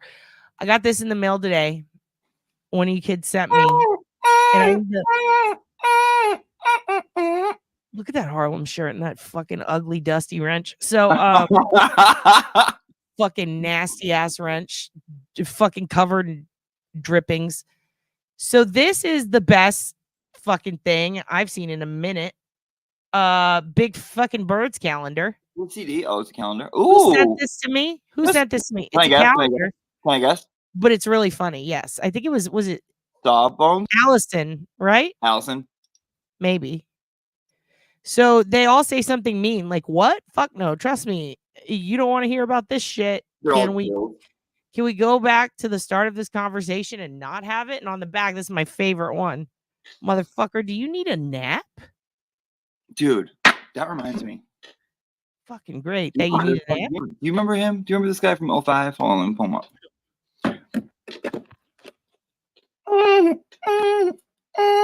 It was you? It was Newt the Cute. Newt the Cute? Newt the Cute. This is fucking cute, dude. I was laughing so hard. This is so fucking awesome, dude. Thank you so much. Newt the Cute, you're fucking cute. This is cute. Who knew? Cute. You're a cutie. Thank you. Thank you. Look at this recyclable back end. You know, I like that. This is so sick, dude. Let me pop it open. Pop this open. Where'd you get that phone? Recyclable back end. Remember the Oh Really Owl? Look at what I opened it to. I Bible dipped, y'all. Look what I opened it to. Fuck the whole internet. Ooh. Do you guys know what a Bible dip I'm is? gonna end the stream right now. Bye. I gotta say it with this accent. Can you imagine? A Bible dip is when you open the Bible at any point and then you just point to something without looking and then you apply that verse to your worst situation. And they used to do that to brainwash us back when I was in church. Bishop of Massachusetts Bay. No, that's not what they call Bible dipping. Yeah, I know it's different for boys. But same in the Baptist church. So I just Bible dipped and it says fuck the whole internet. That's pretty crazy, huh? Fuck the whole ass internet. This is great because fuck the internet's whole. Yeah, fuck the internet's whole. I can literally fuck. All of these are so good. Maybe warn us about this bullshit next time. You love funny little like books and shit. My favorite. I have every Jack Handy book. I have a toilet book from I have toilet books from comics that I personally know, and I sit there and read their books and laugh. Like they'll write like an independent print, like 10 books they'll put out of quips. I'll fucking buy it every time. I love sitting on the toilet, taking a shit. When you release garbage in, garbage out, you're reading while you're pooping. It's something about it. It makes space for the memories and the thoughts. You ever eaten and like taking a shit at the same time? Specifically a candy bar. I remember when I was little, I was like, I wonder what it's like to eat a candy bar and take a shit at the same time. Wonder if like anything. You saw like a turd, like turds in, turds out. Tito. Okay. Yeah. Oh, I went to the dispensary today and I got some weed. Is that why you look so fucking dope? No, I didn't even smoke it yet. It's just a weed day. I'm gonna though after I'm done with this last bite, and then I'm gonna come back and we're gonna see what happens. Because I feel like with a wrench, I can. But don't go yet. Give me 5 minutes to show you what I want to show you. You have until I'm done. When I have a wrench, I do what I want. You guys don't get this. I understand why Melly went crazy. It gets to your head. When you have a wrench, you can't. Now we're gonna get 3 after darks about us. Thanks a lot, whore. God damn it. You want to talk about it? Put some shit on the wrench. Fucking wrench wench. Okay, so I found something that comics I highly respect made about 10 years ago exactly. And it reminded me of what happened today. Like when I watched Sean talking, in my head, I was like, who could play Sean? Like, think about it this way, because everybody likes to do I'm serious. Think about this.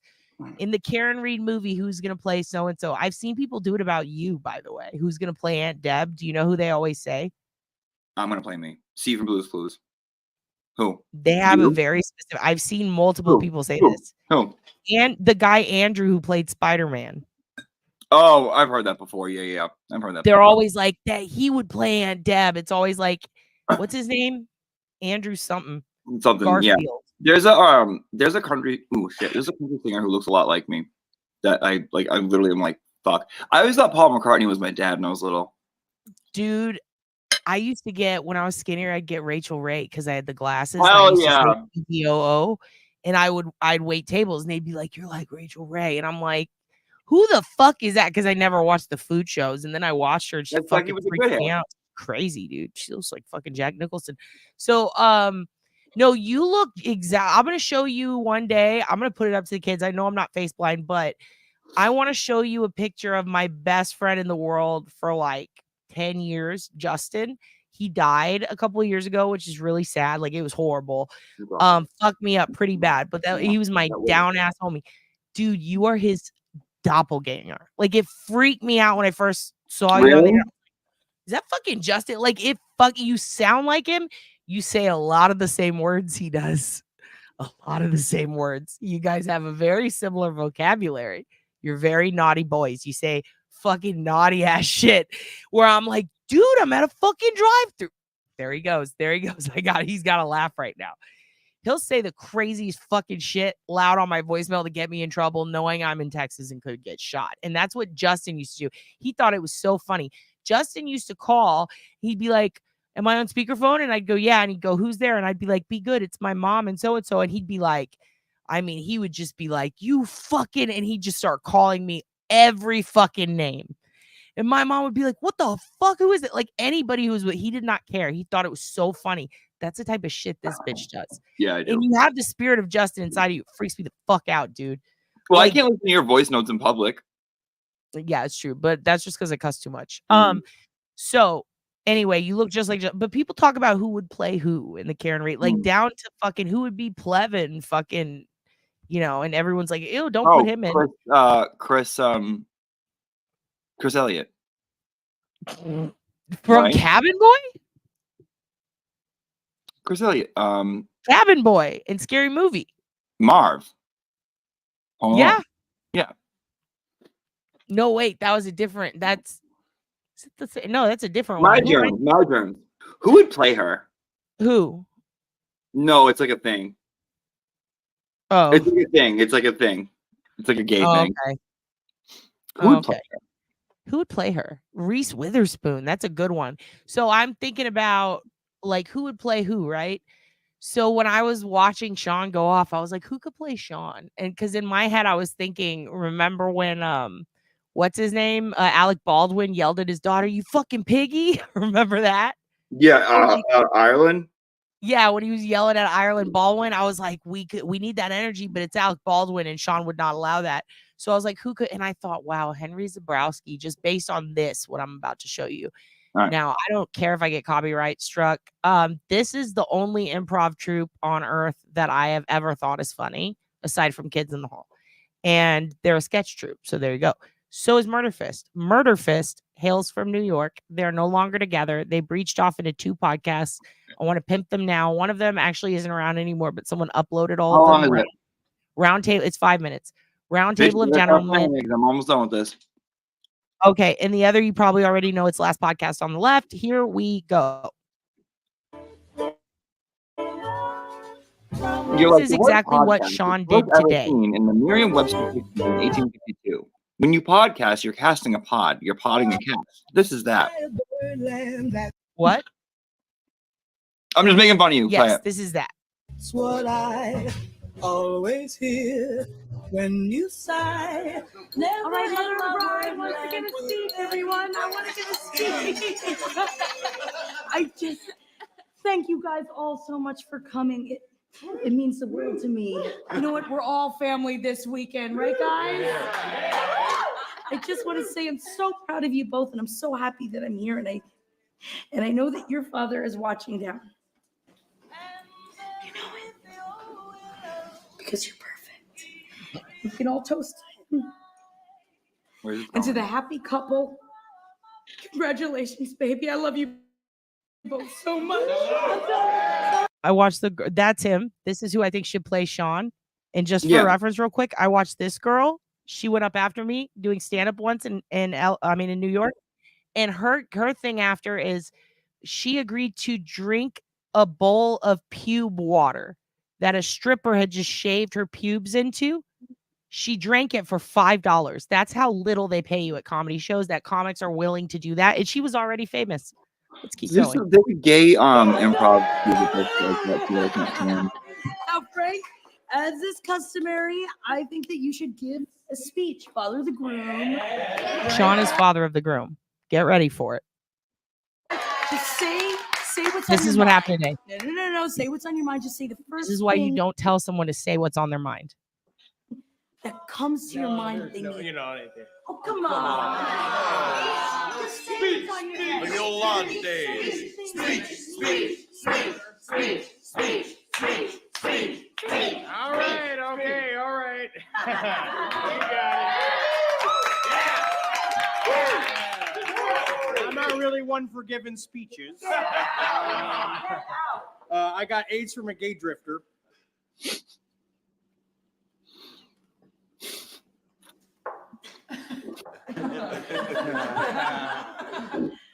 Rachel and Gregory, the way you guys look at each other, I think it's beautiful. I think we can all agree on that. And it's going to be a long, happy life together. It'll be fine. It'll be good. It's going to be happy marriage. Dad. What? The way you guys look at each other, I think it's wonderful. I'm so happy you're getting married. Yeah, before that. I'm not one for making speeches. After that. Dude, this was him today. I got AIDS from a gay drifter. Especially at the end. I was at a carousel party, dressed as a pony with a bunch of drifters. And drifter shot a bunch of his semen on the table. I chopped it up like it was cocaine. And I did it like it was cocaine. It had AIDS in it. Now I got AIDS in me. Sprayeds. You asked me to give a speech. You remember that? Remember when she asked me to give a speech? She's like, oh, Frank, why'd you say what's on the top of your mind? You know what's on the top of my mind? I got AIDS. Frank's got AIDS. Second thing that's going on in my brain, lost all the family's money. It's actually kind of a relief. I lost the whole family's money betting on men fighting other men to the death. There was this one time, it was your 4th birthday. I remember because I wasn't there. I watched a man named Big N-Word Joe. Sorry, Clara. Beat a man named Gargantuan to death in a graveyard. He dug up a tombstone and he just fucking smashed his head in. Group of people standing around watching it, right? I remember because it was weird because I was like, I didn't know that brains could be so fucking pink. You know, his brains were all smashed up in the grass like someone had thrown a bunch of peeps in a fucking microwave. His daughter was there smiling from ear to ear, and I go up to her, hey, little Margarita, why are you smiling? Your dad's a fucking human doorstop, right? And she's like, I won $2,000 because I bet against him in a fight. That's the hardest 3-year-old I've ever met.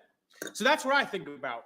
That's what I think about when we're all standing around in a circle like a bunch of fucking assholes talking about how old daddy here is going to pay for this rehearsal dinner, even though daddy doesn't have a goddamn dime to his name. You asked me to give a speech. And you say, hey, Frank, why don't you talk off the top of your mind when the top of my mind is covered in 4 inches of a hot soup of vivid fucking nightmares? Your mother and I stole you from a richer family. You could have had a better life. I once watched a 13-year-old Mongolian girl eat a live bat, and she died from it because it was alive. And it crawled down, slid open her duodenum, which is your human shit river. All that pre-shit got up in her torso. She died of septic shock. And I laughed and I cheered about it because I made $150, which is not a lot for a human life. Let's get the spotlight off from me and move it on to Rachel and Gregory. You're going to have a good life together. It's going to be a good wedding. Everyone's going to dance it up, enjoy themselves.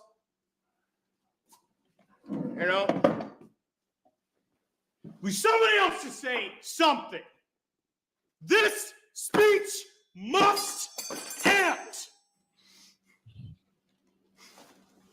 These Taiwanese shrimp are going to come out and they're going to blow your fucking mind. You'll see. You'll forget all about this.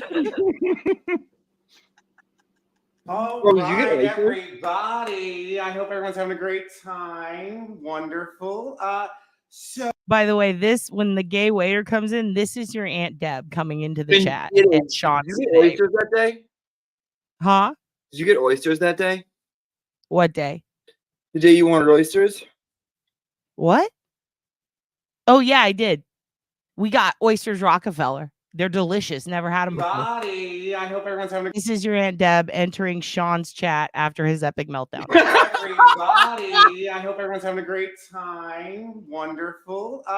So the reservation ends at 10. All right. And so that means we got about 7 more minutes. I just wanna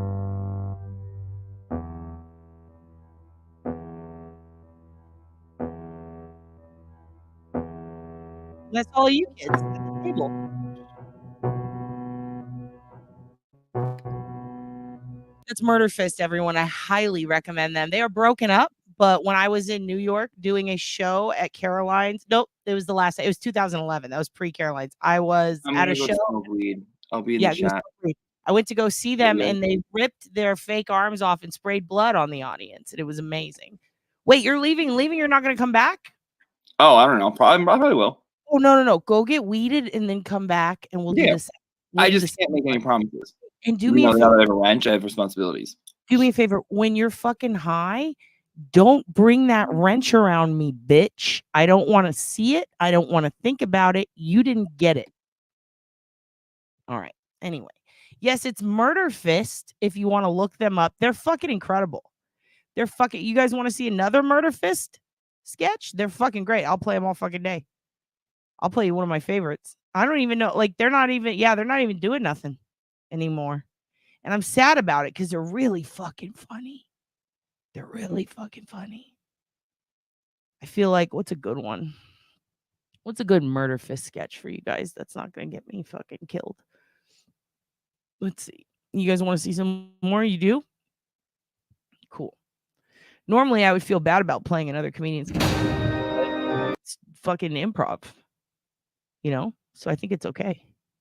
Also, last podcast on the left, if you don't know about them, fucking if you like true crime, you're gonna fucking love them. That's all they're about. They're the OGs, and they're fucking some of the best ever. And honestly, they've got Page 7, I think, is one of their podcasts, and that's got Jackie in it. She's fucking hilarious. Let me see. Here you go. This is a good dose of. This is so good. Coming Out is really good, but it's like 7 minutes. It's fine. It's fine. We'll give them a like, and I should have been subscribed already. Oh, fuck. I don't want to play a super long one. Hold on. Let me see what we got here because there's so many good ones. This one's pretty good. All right, we'll do this one. I think you guys will like this one. Yeah, we'll do this shit. No, we're not going to do this shit popsicle. We'll do this one. No, back here. We'll do this one. Here we go.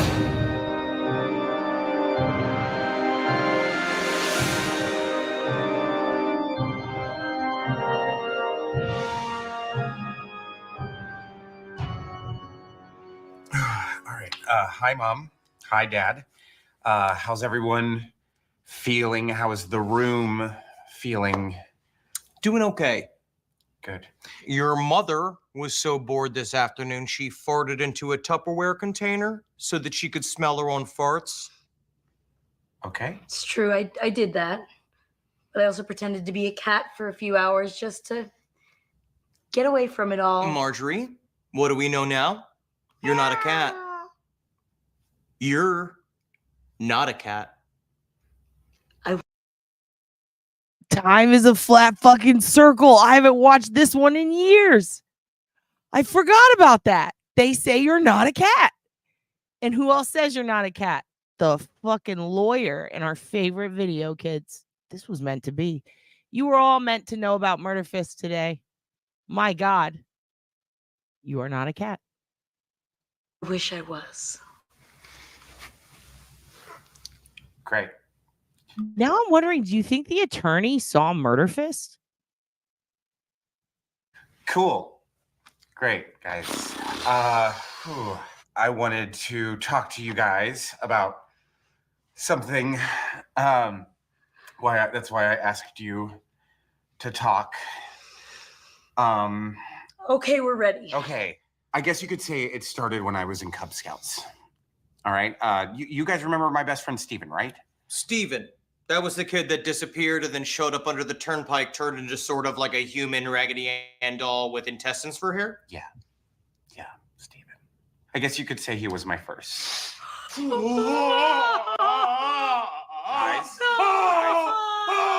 Guys. Stop screaming. I'm trying to touch it! I'm trying to touch it! This was my response when your Aunt Deb came out to me. Let me finish this, please. You guys remember how high school was so bad for me, right? And I was so alone.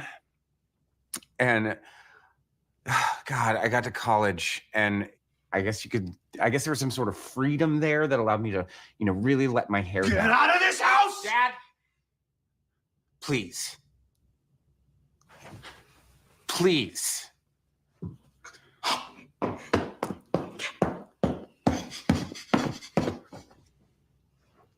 We good?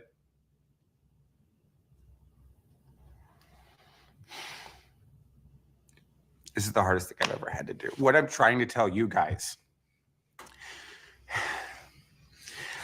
is I'm a serial killer. I'm a murderer. But you're a straight.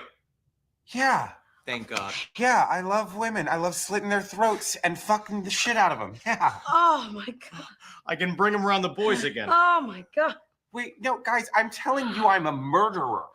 And you're a murderer that likes to date women, and we love that. We just thought you were a weirdo, honey. I am a weirdo. Straight shooting weirdo. Gonna marry a woman weirdo.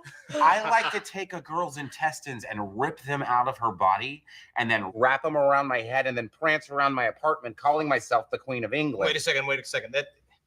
That's starting to sound like costumes. Are you one of these like Lady McGay Monster Squad? Monster Squad. People? No. Are you one of her famous monster squads? Are you a Frankenstein? No. For Lady Dad. McGay? Dad, I hate the bitch. I want to rip her arms off and fucking club her to death with her own arms like baseball bats and then rip an eye out of the socket and just leave a dollop of cum in there. Thank our white Christ that you are not gay. Because the thing is that if you were gay, I'd have to tie you to the back of my truck and I'd drag you across the fucking desert. That's where I get it. Right there. It's nice to see it, right? Wow. Oh, okay. I didn't want to do this. I didn't think this would go like this, but there's someone I want you to meet. She's really special to me. And I think you're really gonna like her. Hold on. Okay. Tanya, come on upstairs. Tanya, come upstairs and meet my parents. They want to meet you, babe. Get up here, you bitch! Oh, we got to go to her. I'm sorry. Right this way. Mom, Dad, this is Tanya. Tanya, say hi to my parents. Tanya, you're embarrassing me right now. I really wish you would say hi to my parents. This is a big moment for me. Say it. Hi, I'm Tanya. Your son sent me to hell like all the other whores for giving it away for free. He's gonna burn the house down on Christmas with y'all inside it. It's so nice to meet you, Tanya. Welcome to the family, Tanya. Come on, Mom. Dad. Really?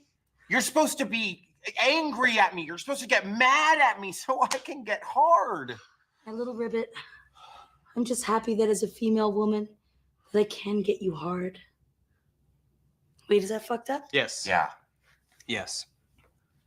But it's the sentiment we're going for. You know what? This is so hard because I can't live up to your standards. We're you know? not sad. I'm gonna call the cops.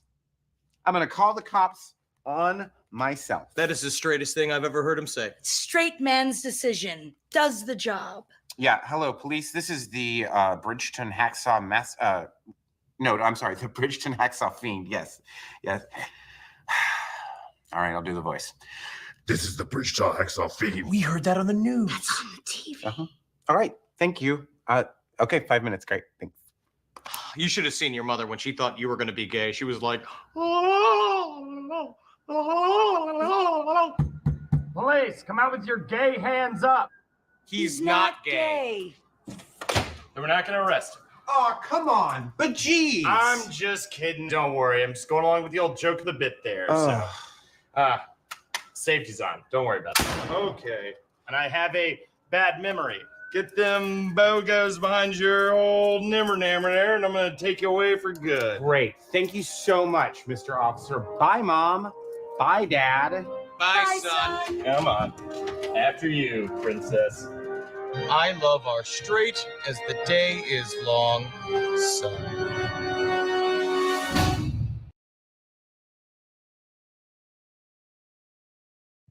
See, kids, improv can be cool. Anyway, they're great. Those are just some comedians I highly recommend. I wish they were still together. Yeah, that's Henry and Jackie Zabrowski. And also, pretty much everyone in Murder Fist also is on or has been at one point or another on Round Table of Gentlemen, which is the other podcast that all the guys from Last Podcast on the Left had. And Colin Jost and Michael Che used to be on it all the time too. Kevin, the other guy that hosted it with them, may he rest in peace, Bird Luger, he has passed. But yeah, the rest of them are alive and thriving. They do comedy. They do Last Podcast on the Left. The comedy club I'm always talking about, the one that I perform at and went to Vegas in, that's the one that started them. It was called Creek in the Cave. And when it was in New York, it launched all these people's podcasts, like Last Podcast, Round Table of Gentlemen, all the different, it was called Creek in the Cave Network. I think Legion of Skanks, like a whole bunch of them, or they would perform there. And now it's in Texas. So we're probably going to be moving this shindig to that podcast studio, the professional one there, that a bunch of people see. The thing is, a bunch of people use it, so the backdrop's like the same, and I would have to fucking travel to this place and hope that the producer is there. But I think I might do a couple of pre-recorded episodes. I know the one with Joey about the monkey, that's coming up. We're interviewing him next week, and we're going to do that, I think, out of the studio there. So technically we're going to be out of Creek in the Cave Network again, the same one that this exact group in this sketch used to fucking launch out of. So that's fucking sick. It is in a new state, but it's the same club, same owner, same person who put this together. So I think it's going to be sick as fuck. Yes, I actually performed with them. And not Trevor. Trevor, he passed recently, but he was, I'm trying to remember, it was fuck. I can't remember his name right now. What am I blanking? He's on my Facebook. Hold on, let me look. Sam Brown. I performed with Sam Brown. He was very nice. Whitest kids you know are very fucking nice. And they're very funny. If you don't know about them, they're fucking hilarious. They were a sketch group.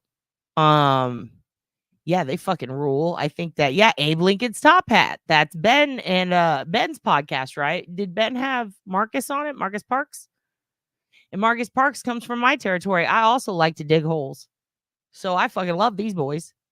I met him a few times, but it was a long ass time ago. It was like, again, 2011. So goddamn, dude. Yeah, you can be an official professional whore. Yeah, he did. He moved to LA. So Marcus was from Texas. Then they moved to New York. Henry and Jackie, I think, are from Florida, moved to New York. So is Ed. New York. Amber Nelson, she's the one I saw drink pube water for $5. They all moved to LA now from there. So they went from New York to LA, and they all have, I think Henry has a show on Adult Swim, right? Where he plays the devil or something. And then, yep, Roundtable of Gentlemen. We said that. And somebody finally re-uploaded all the old episodes and the Bird Luger ones. Yeah, I'm working on that, Newt the Cute. I actually went and got, I went out and bought a white button-up cotton shirt. Basically what I did, okay, I actually do have a list of things that I wanted to tell you kids. So let me pull that up because this is on that. So while the whore's gone, let's talk about this beef, all right? Yeah, Hudson. Dude, I have so much to say about everything you guys are saying. Hold on, let's keep going. Let me go back over here. Where were we? Trevor was your boyfriend back in the day? Like, for real? That's fucking awesome. He's so funny. His 30 days of drinking Jack Daniels, I think, or Jim Beam, whatever that was the best sketch. When he falls down and he has that big bruise because he saw Super High Me. It was he's like, I can live off alcohol for 30 days. And then the company's like, don't do that. Yeah, I do. And then someone Lorne Michaels, dude, Kids in the Hall, fucking Death Comes to Town. Like, his CBC shows are amazing. Amazing. You did improv. That's how a lot of people meet their ex-husbands, honey. Whew. Improv dudes don't. Yeah, Roundtable. In Living Color ruled. Homie the Clown. Okay, so let's talk about this then. And yes, it is very expensive to move to LA. But if you think about it, if you're moving from New York, it actually probably costs the same. Because I was thinking of making that big move a couple of times, but instead I just go visit and be like, I'm good. Because LA, super fucking hard to get around and massive. Literally the traffic, I get it now because I drove in it and it was awful. And I had to drive it in multiple times. Remember the tit story? That shit was terrible.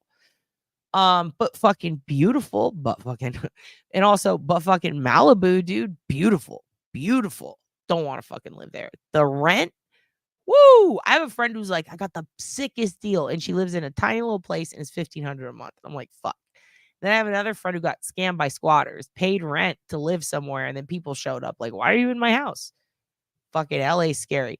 New York pretty much costs the same, tiny little spot, but at least you can get around. Like, I think New York is probably better, but the comedy scene moved to LA and then moved here to Austin. Now we're fucked because now our rent's going up. I blame the comedians. But yeah, I am doing the apology video. Here's the deal. Here's what I've decided. Okay. So, and we're going to call it Wrenchgate, but we're also going to call it Beefgate. Maybe Beef French. Maybe we'll call it Beef French. Because frankly, as far as I'm concerned, okay, here's where we stand. If you missed it, we had an episode where we discussed beef. Butt fucking beef. You're absolutely right. Kids in the Hall was incredible. Beef is something. Oh, thank you. You're so cool. Beef was something. Yeah, lots of butt fucking in LA. I have a buddy, Nick, who does a joke about getting butt fucked in a Prius is like the most LA thing that can happen to you. And he's right. Maybe I'll retire in NYC. Dude, NYC is so sick. I love it so much. Turd wanted beef with the glare. I didn't want that. I don't know the glare. I don't know the glare at all. But here's what I do know. I'd like to know the glare. Because what I know right now is that the glare took my bottom whore. My only whore. The rest of you are my children. She's my sister that I pimp out. It's kind of weird. Anyway, I don't make the rules. I just play the game. You feel me? From the Pineapple to the Big Apple, from the East Coast to the West Coast, I be pimping all over this town. And somebody came for me. Shots fired, blap, blap. They don't realize that they just stepped onto O Block. Okay? if Tekashi wants to come around here talking, where is everybody? Why ain't they come for me yet on the O block? Tekashi gonna get the ops. Blap, blap. Do you understand?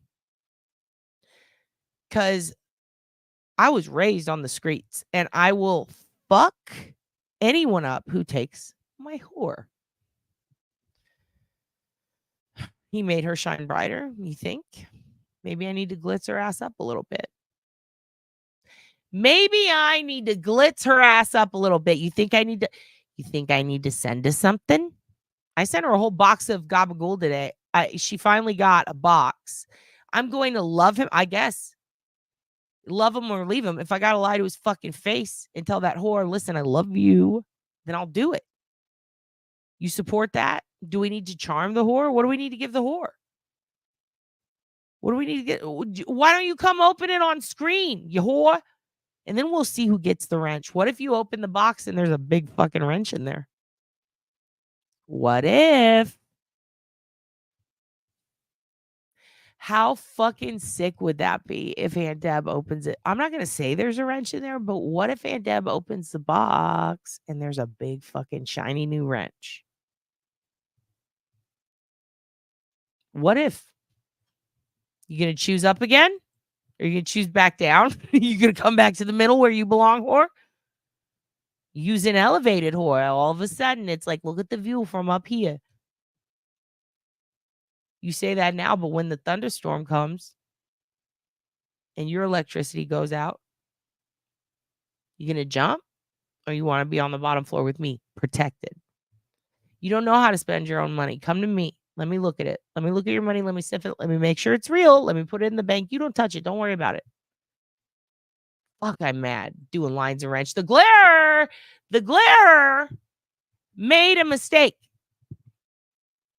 Not in wrenching your aunt. Your aunt is wrenchable, okay?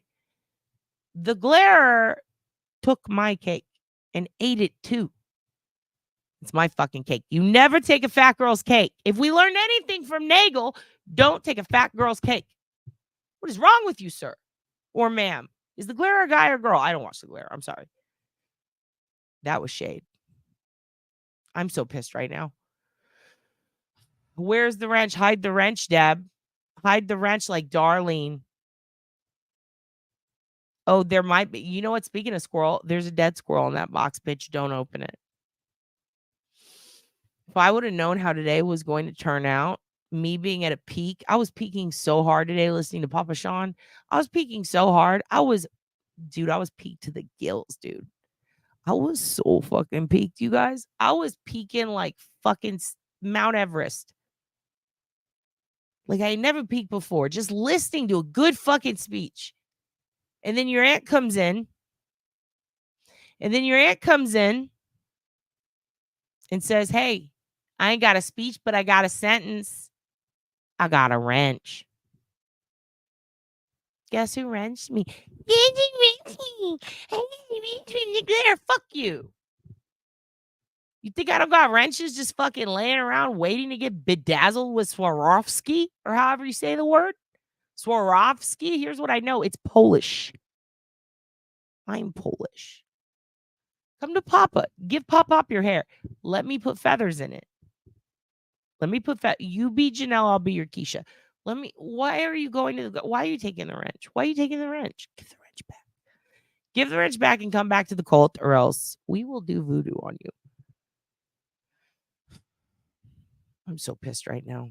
I'm so fucking pissed. Uncle Frankie, Uncle Francis.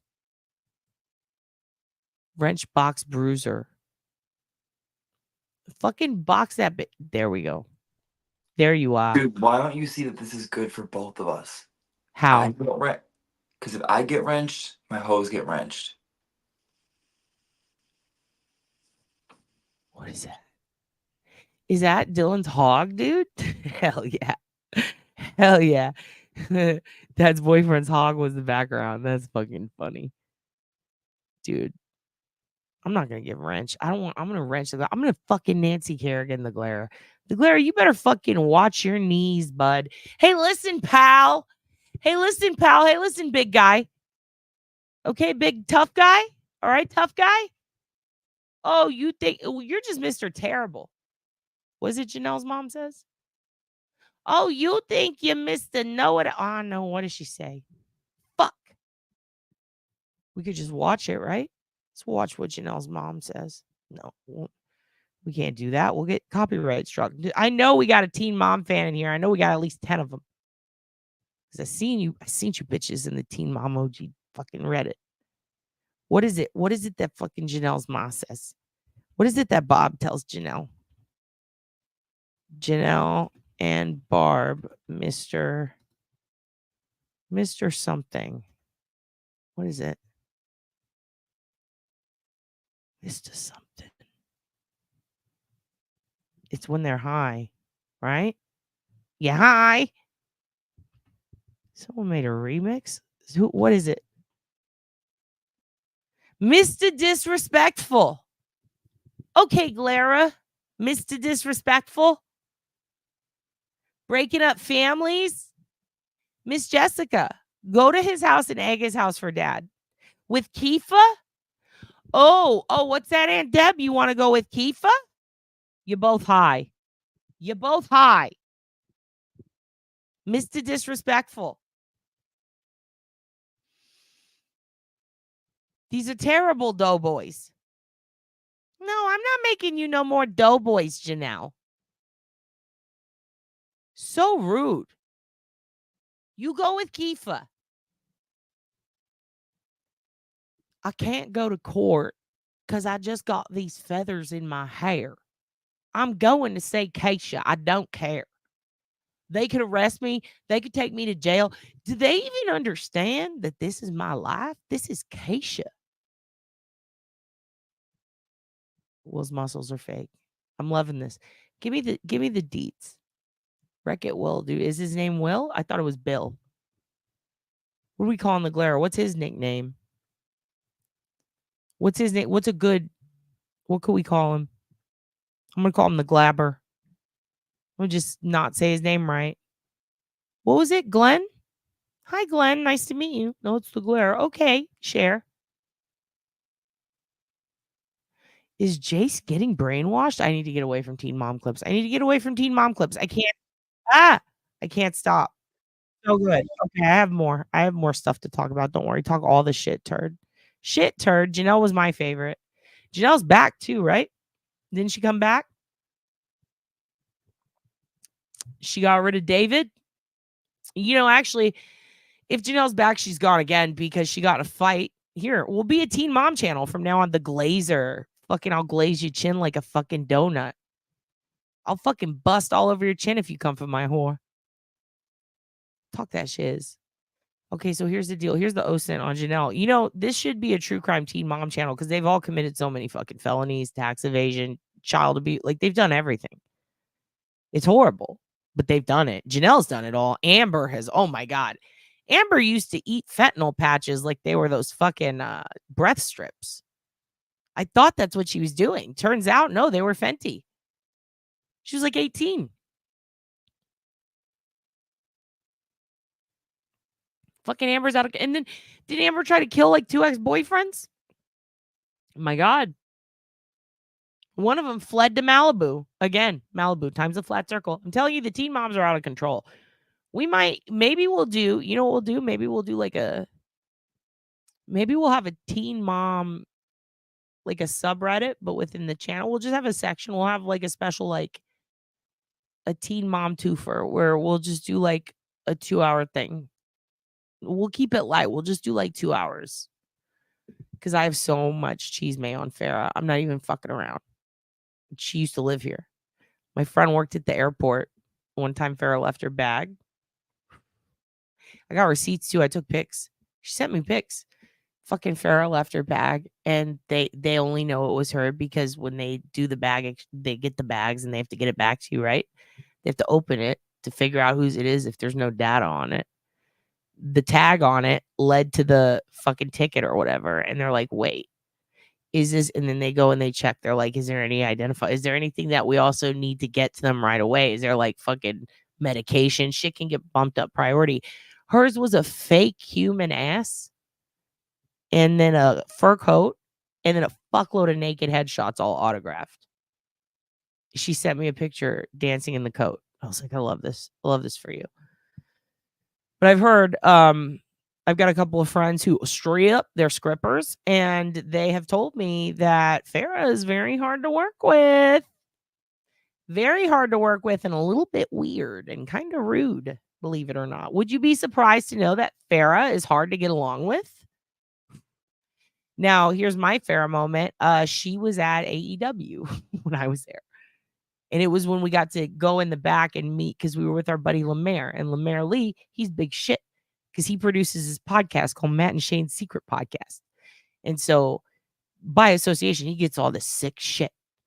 Pretty sure that's, or maybe it was like one of, he has a lot of friends in wrestling. Could have been like a guy who works there who's like, I believe was like writing for the same magazine. Either way, Lemaire got the hookups, right? So he gets us backstage at AEW. I got to meet Goldust, who your aunt dressed up as for Halloween, aka Dustin Runnels, Texas fucking hero. He told me straight up, he's like, sometimes I gotta wear a diaper because I might shit myself in the ring. I'm like, I respect that. He's very tall, very sweet. Got to meet Prince Nana. Bunch of people. It was amazing. Like Christian from Edge and Christian, this nobody gives a fuck. The point is, I walk out to go get to our seats. We're in the front row when Jeff Hardy had his only concussion in the history of his fucking career. Almost fucking died. Thank you, Sammy Guevara, for that fucking scary moment. Terrifying. Farrah from Teen Mom, right by me. The night before, Gypsy Rose was there. Fucking true crime turns all the way around. You mean to tell me 2 murderers are into my fucking AEW? Going to shows? Sitting right there. I should have fucking walked up to her. Farrah, what the fuck? Why's your fucking, what's up with Deb? How's OG Debs? Didn't do it. That's what you need to take risks, people. I really regret that. What I did do is I turned around and went, oh my God, that's Farrah. And I took a picture from far away and she looked right at the camera and I was like, fuck. And then I looked down for a while. It was crazy.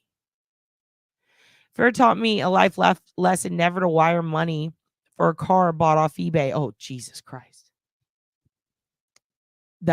She taught me a lesson. Never ask your child what she thinks of her grandma.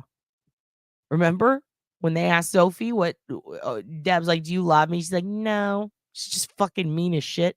They're all mean as shit to each other. I did lines of Glazer at a party once. Yes, you did. You're just like your mother. How was it, turd? It was fucking weak. Gypsy goat weed. Yeah, I blame Plevin for everything. Okay, so here's the deal. I don't know why I was talking about that. Oh yeah, because I saw Farrah. Anyway, Teen Mom's the best. Puppy Sean went off today. Puppy Sean go. And oh yeah, I have a list. Let me see. Ooh, my foot itches. Hold on. Got it. All right. So Duty Ron got a clear pet scan today. I showed you the Burb calendar, courtesy of Newt the Cute. Thank you so much. We talked about how we're now going to start a beef with the glare. Maybe. Here's the thing. Apology coming sooner than that because I got the white shirt. I studied apology videos. We got to get the beef, cause a fallout, apologize. So apology video is going to be pre-recorded and then I will add in whoever we're beefing with, but I want to have it ready to go. That way, if the beef goes rapid fire, I can issue the apology. However, I will also be making, that's going to be the general apology one. It's going to be kind of a more long game project. It could continue throughout a new beef. Pre-beef, though, I want to have an apology for your Aunt Deborah for the monkey thing. However, today's events may have thrown a wrench in that, if you get my drift. Why would I apologize to that whore now? She's betrayed me. Why? She doesn't deserve an apology video if she goes off with him or her. What is glare? Is glare him, her, in between? What's up? Fluid? Are they fluid bonding behind my back? Who is that glare? Fluid bonding with my whore. Bill? Is it Bill or Will? Pop popped off. Pop did pop off. Pop popped off. You're right. Ukulele? Sure. The answer is yes. Will's kind of touch and go. Well, he touched the wrong whore and then he went. I need him to go further away from my whore. Bill. Him. Okay, so he's a him. His name is Bill or Will or Ukulele. His name's Ukulele. Okay. Ukulele, the glare. Rabbit does it. Rabbit's always outranked Auntie Deb. Rabbit's the child. We have to, first of all, Rabbit outranks me. Do you understand? Rabbit has the wrench. Deb has now rabbited on. Deb went and sniffed for cabbage in another whore's fucking garden after eating over here. Like she ain't already damn full on a fine ass supper. Ooh, I'm pissed. Clara's Will? What's his weakness? What's his weakness? Pro beef is that exchanging dick pics. I'll fucking share. I'll swap dick pics with the glare any fucking day. I got Sean Ball's size dick. I think that works. We'll work on it. We'll table that. We'll work on it. Willie, William, Bill. Okay, you know what? Billiam. We're calling him Billiam. Thank you, Emily. Thank you, Emily, for your contribution. It is said, Billiam, you want to fucking go? Take my whore? Billiam? AMAC talking smack? You guys vote Billiam? I vote it too. Bill Glazer, you're going fucking down. You better glaze her face because that's going to be the last fucking time. Oh my God, squirrel. Deb found greener grass. Well, guess what? I found better ass. Rabbit, get over here. I'm just kidding. Rabbit might be asleep. Everybody be quiet. Don't wake up the rabbit. Rabbit needs her beauty rest. If you wake up the rabbit, she will go feral and she will start hitting you with wrenches. And I will not stop her. She's your out of control little sister. She's our honey boo boo. She had too much Mountain Doo Doo. And now she's going to fucking freak out. So calm down. Don't make eye contact.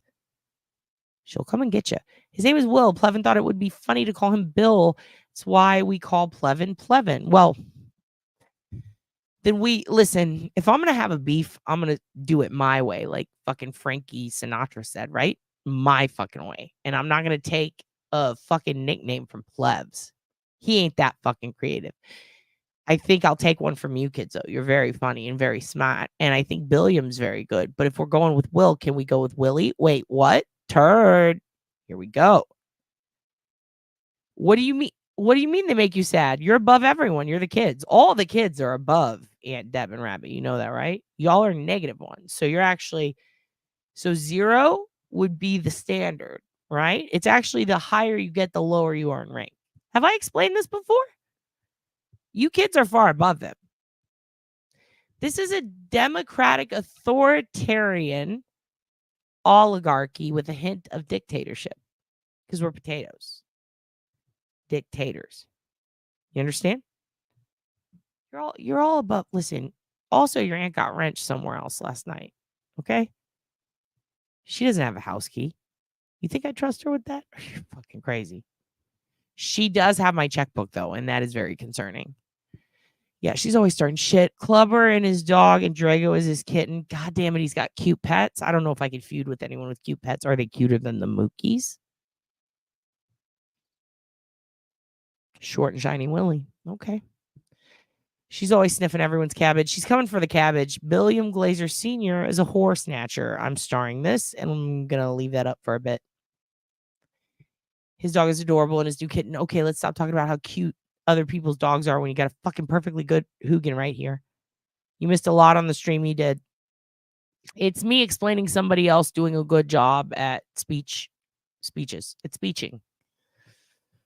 It's a whole thing. Shout outs to Rock Chalk and her hubby, Rick. If she got all the way through this, she'll see it. I'll clip it and send it to her so she knows we send love. Rick is sick. What the fick? We want him to get better. Go send your love to Rock Chalk. If you don't know about Rock Chalk True Crime, I will put her info in the description. She's our dog. We ride or die for her. She's up in Kansas way, by way of Oklahoma. And the Veronica and Jillian case with the 5 tree people that killed 2 innocent women. It's a fucked up case. She was boots on the ground. Go give her your support. She's going through a rough fucking time. So is Pierre. You know what, Pierre?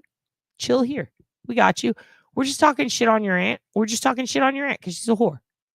And if that makes you feel good, I think that you should do so too. It makes me feel great. Galen, I promise you, the beef is real. We're going to start a real beef, you guys. We're getting in the beef. We're getting in the beef. We're passing the beef. Our god dog is the cutest in the world, isn't he? Isn't he? And can you believe the Hugin saved Ron? He saved him. He said, so it may be.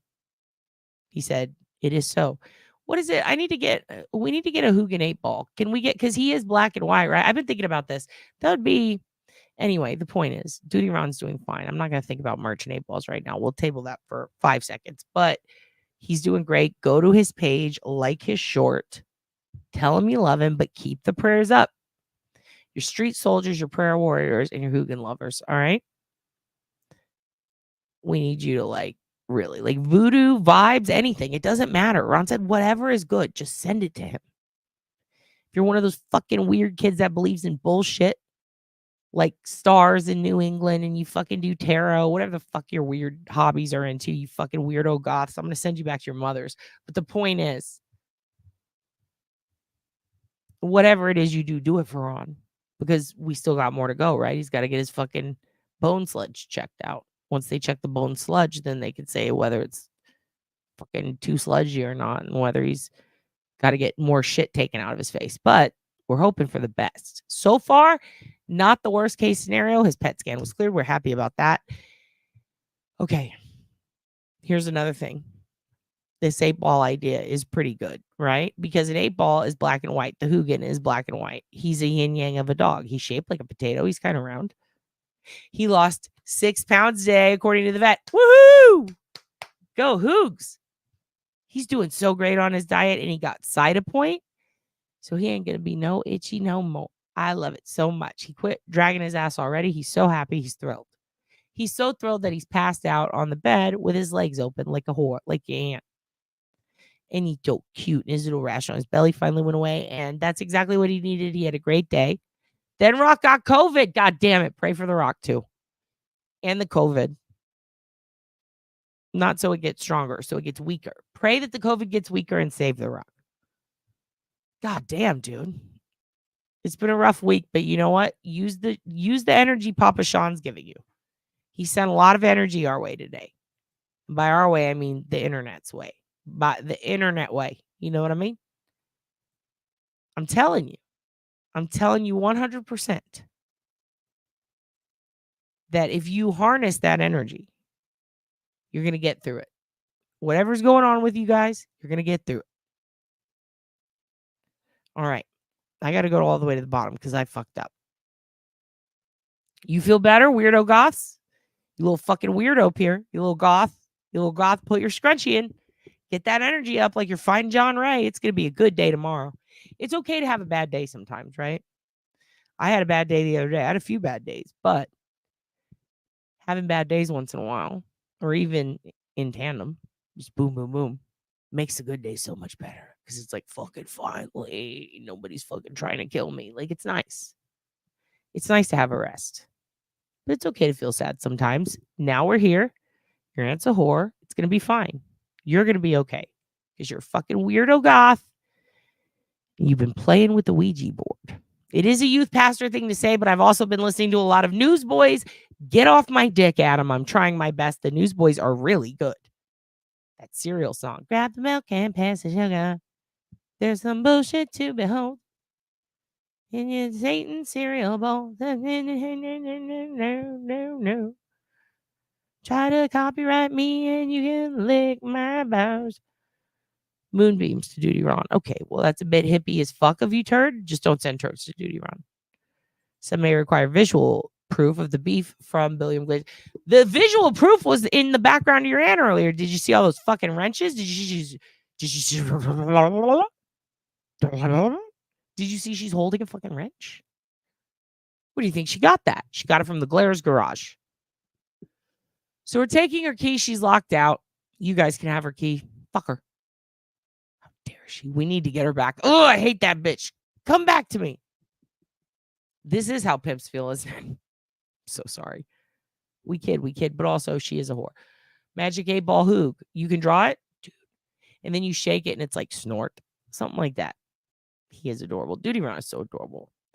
Make them wonder what you got. This is a good point. So listen, what else is on our list? Okay, Sean went full Cat Williams. Sean did a CM Punk pipe bomb today. Show them Murder Fist. Hope for the best? Question mark. It went well, I think. Remember to tell them about good speeches again. Just because I want you to remember, good speeches should be valued. Shout outs to Rock Chalk and her hubby Rick. Get well soon, Rick. And Rock. Oh, that's cute. Freaking Rock. Oh, those two cuties. I hope they do get better. Duty Ron got a clear pet scan. Mookie's got a clear pet scan, technically. Burb calendar, thank you. That's everything on the list, you guys. Then it says fuck around videos. Let's see what I added here. Oh, yeah. Well, I have two things. One, I wanted to show your aunt, but she's gone. So when she comes back, we'll show it to her. It's very funny. I want to show her T-Bird and S-Dog. If you don't remember them, we're talking about Little Drive-By. I can't remember if I showed her Little Drive-By, but I'd like to. That is the best shit ever. Good. They're on the outside looking in. See, you fucked up, Turd. You fucked up. But, oh, yeah, Turd and Bird. Let's take a peep at Turd and Bird's new campaign. Is there any update on Simpson? No. Nope. Except that Brad, you're talking about the Suzanne Simpson case. Just anybody who doesn't know what that is, that's the San Antonio woman who disappeared after her husband dragged her screaming into the woods and then went off and had his best friend hide a gun. And then the best friend went on Grizzly True Crimes page and was like, I know everything about the family. And the police showed up at his door and they scooped him up, the husband first. And they said, why didn't you go pick up your kids from school today? Why'd you hide a gun? Where's your wife? The neighbor was like, I seen it and heard it all, but I forgot to call y'all. And they were like, why? And then the kids are like, our dad's not here to pick us up. They're like, why? And then they're like, you know, hey, buddy, who said you haven't talked to your buddy in 14 years. Why'd you hide a gun for him? And then now they can't find her. And that's it. But in 2 days or on Halloween, I'm going to be there at the house because I'm going to be trick-or-treating with family, with little kids in my family. And they live right there. I'm not going to say who, but they live there in that area. And I got to go there. So if we're going to be walking by anyway, with cute little babies dressed up like cute things, I may as well stray from the path, wander into the woods and go on a bone hunt. I hope not. I hope that she's still alive. But the mother has already made it clear that it's likely she's not. Am I going to go to the house where it happened and like walk up and JLR it or fucking scream vulgarities at them? Fuck no. Am I going to obviously film it? No. Maybe I won't film it at all, but I do want to film the woods area in the street just so you could see the perspective because it is fucking wild and I am going to be there anyway. So yeah, I'm going to do that. I can't audio drama. That's too much drama, Adam, but they are pretty good. So yeah, that's an update on Simpson. Fucking nothing. Brad is trying to he wants to visit his kids while he's in jail, which is kind of weird because it's like, dude, you killed their mom. Like, what the fuck? No, you don't get visit. Like, the privilege. Can I visit my kids? Fucking, can you fuck off? You left them at school. You didn't even pick them up. You don't care about them, you piece of shit. He needs to fucking fess up. This guy's a real prick. And they're holding him on federal gun charges, but they have yet to charge him with anything with her, as far as I know. So it's like, okay, how long is this going to, like, I get it. He could be in federal custody for a long time. He could go to prison. But a murder charge is way deeper than that. So, you know, we're going to do that. We're going to go look at the area. May as well go into the fucking woods. See for ourselves. Let's get creepy. Dad, I'm going to Indiana next month and plan to go hike the trails around Delphi. Ooh, you should take pictures and video with the dog. Excellent. I love a good dog walk. Which is why I liked what Sean did today. He was walking a dog today. That was crazy. Where they all fight to see who runs for president. Oh, excellent. I think it'll be soon. Yeah, we're not going to. That's too crazy. I went on a little deep dive into the 90s female of Veruca assault. Leave me lying here because I don't want to go. Yep, they're very good. And the Breeders fucking rule. Karen Deal and Kim Deal saw them with Frank Black and the Catholics. lead singer of the Pixies. They're all in the Pixies, right? His other band. There's like 3 bands in one band. Fucking rules. You already won. You don't even need to campaign, Turd. Yeah, let's watch Turd and the Bird. Let's watch Turd and the Bird. Oops. Charged. Turd and the Bird. Let's just do this. Because I really do like this song. This is so, oh, wow. You've got multiple versions. Stop taking your videos down when I share them. Though, leave the OG one up. That was a great video. Now the link's dead. I'm trying to pimp you kids like I did your aunt. Let me do it. Let Daddy pimp you. I need to know more. Yeah, in the woods. That's more. In the woods. I survived a true crime story. Maybe one day I'll write about it. You should. Hey, me fucking too. Quite a few of them. It fucking sucks. Do it when you're ready. That's all I'll say. Don't get rushed into it, you know? I did see Veruca Salt with live lightning crashes. Ooh, that would be a good one to parody. Don't let me forget that baby fish mouth. You're sweeping the nation. Sean put all of YouTube on blast. He did. He did a fuck you, fuck you, fuck you. You're fired. I quit. Who's coming with me? It was beautiful. Yeah, he doesn't have the Darlene. This is the best way to say it. He doesn't deserve to have the privilege to see her children. Perfect. That's it. Yes. Couldn't agree more. Hell yeah. I love the breed. The breeders fucking rule. Dude, Kim and Karen fucking rule. You found a mistake? What mistake? In your old video? You're such a perfectionist. You're such a turd-factionist. Where's your whore aunt? Let's play this. I'm going to play your video. Then we might have to summon the whore because I really want to do one more thing with her, and then I can fucking rest. And then I will be done and I can rest.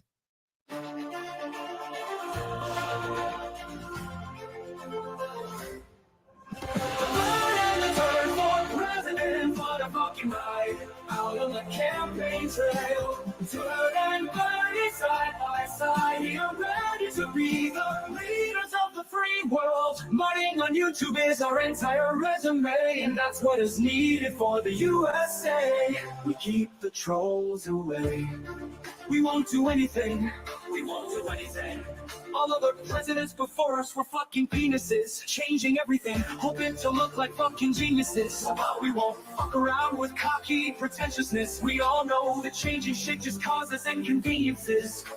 The bird and the turd for president for the fucking ride. Out on the campaign trail, Turd and Birdie side by side, here ready to be the leaders of the free world. Money on YouTube is our entire resume, and that's what is needed for the USA. We keep the trolls away. We won't do anything. We won't do anything. Budget rescission, restitution, and compensation, fucking crap. A year later, they reinstate all the programs that they slashed. And everything is started over from scratch. What a pain in the ass, all that money just thrown in the trash. We will do none of that. We will just get high wearing a turd hat. And we can finally be indifferent after Karen Reed is found factually innocent and all the corrupt get actual punishment and imprisonment. Then we will chill, the turd and the bird. Do not disturb us. We are busy doing nothing. You're welcome. The bird and the turd for president for the fucking ride. Out on the campaign trail, Turd and Birdie side by side. You're ready to be the leaders of the free world. Money on YouTube is our entire resume, and that's what is needed for the USA. We keep the trolls away. And we'll grant our Australian friends honorary citizenship so they don't have to deal with bureaucracy, because we will do special favors for our friends like every president before us, and we will legalize marijuana across the country unless Congress says no. The bird and the turd for president, we won't do anything. The bird and the turd for president, what a fucking ride. Out on the campaign trail, Turd and Birdie side by side. We are ready to be the leaders of the free world.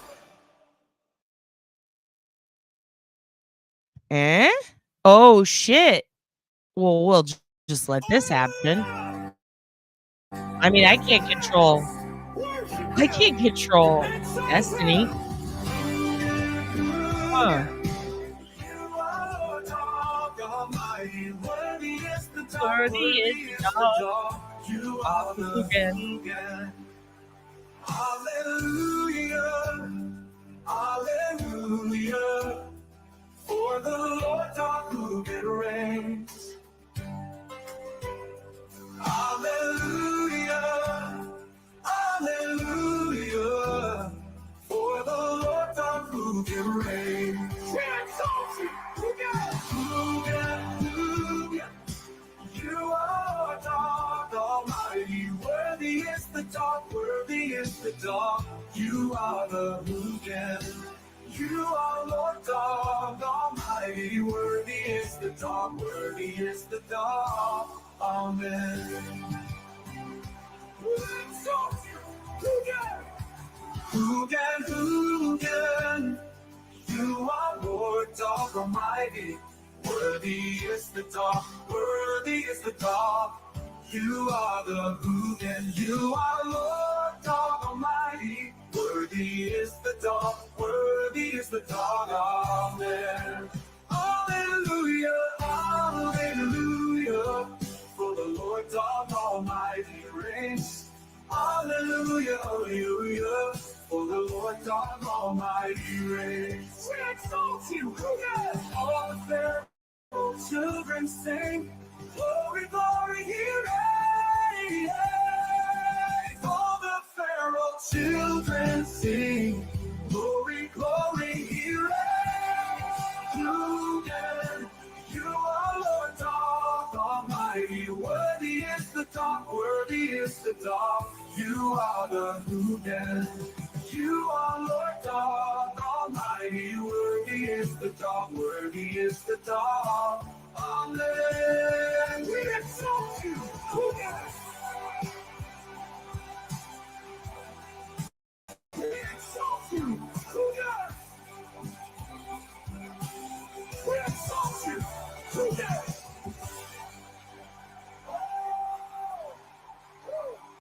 I love how every time we play this, Pierce is triggering.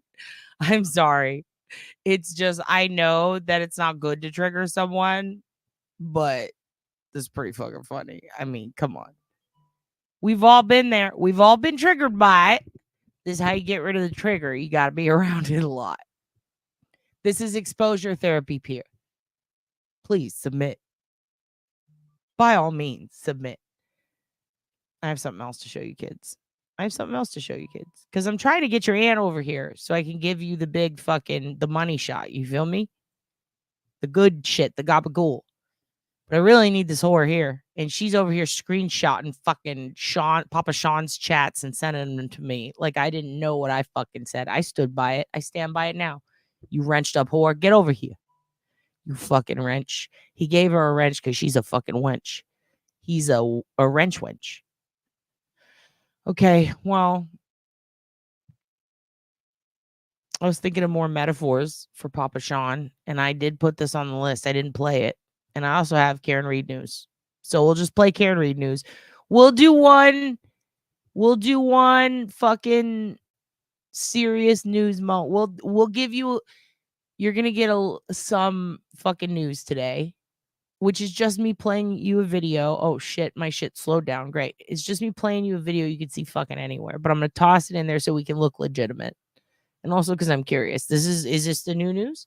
Is this what Papa Sean was talking about? Let's see. Let's see if this is what people was talking about. Because it's new Karen Reed news. Just busted 2 hours ago. Busted a rope out 2 hours ago. Oh, baby Brian. Let's do this. Let's see what this fool has. Karen Reed's lawyers were back in the courtroom today as Reed looks to delay the civil trial against her filed by the family of John O'Keefe.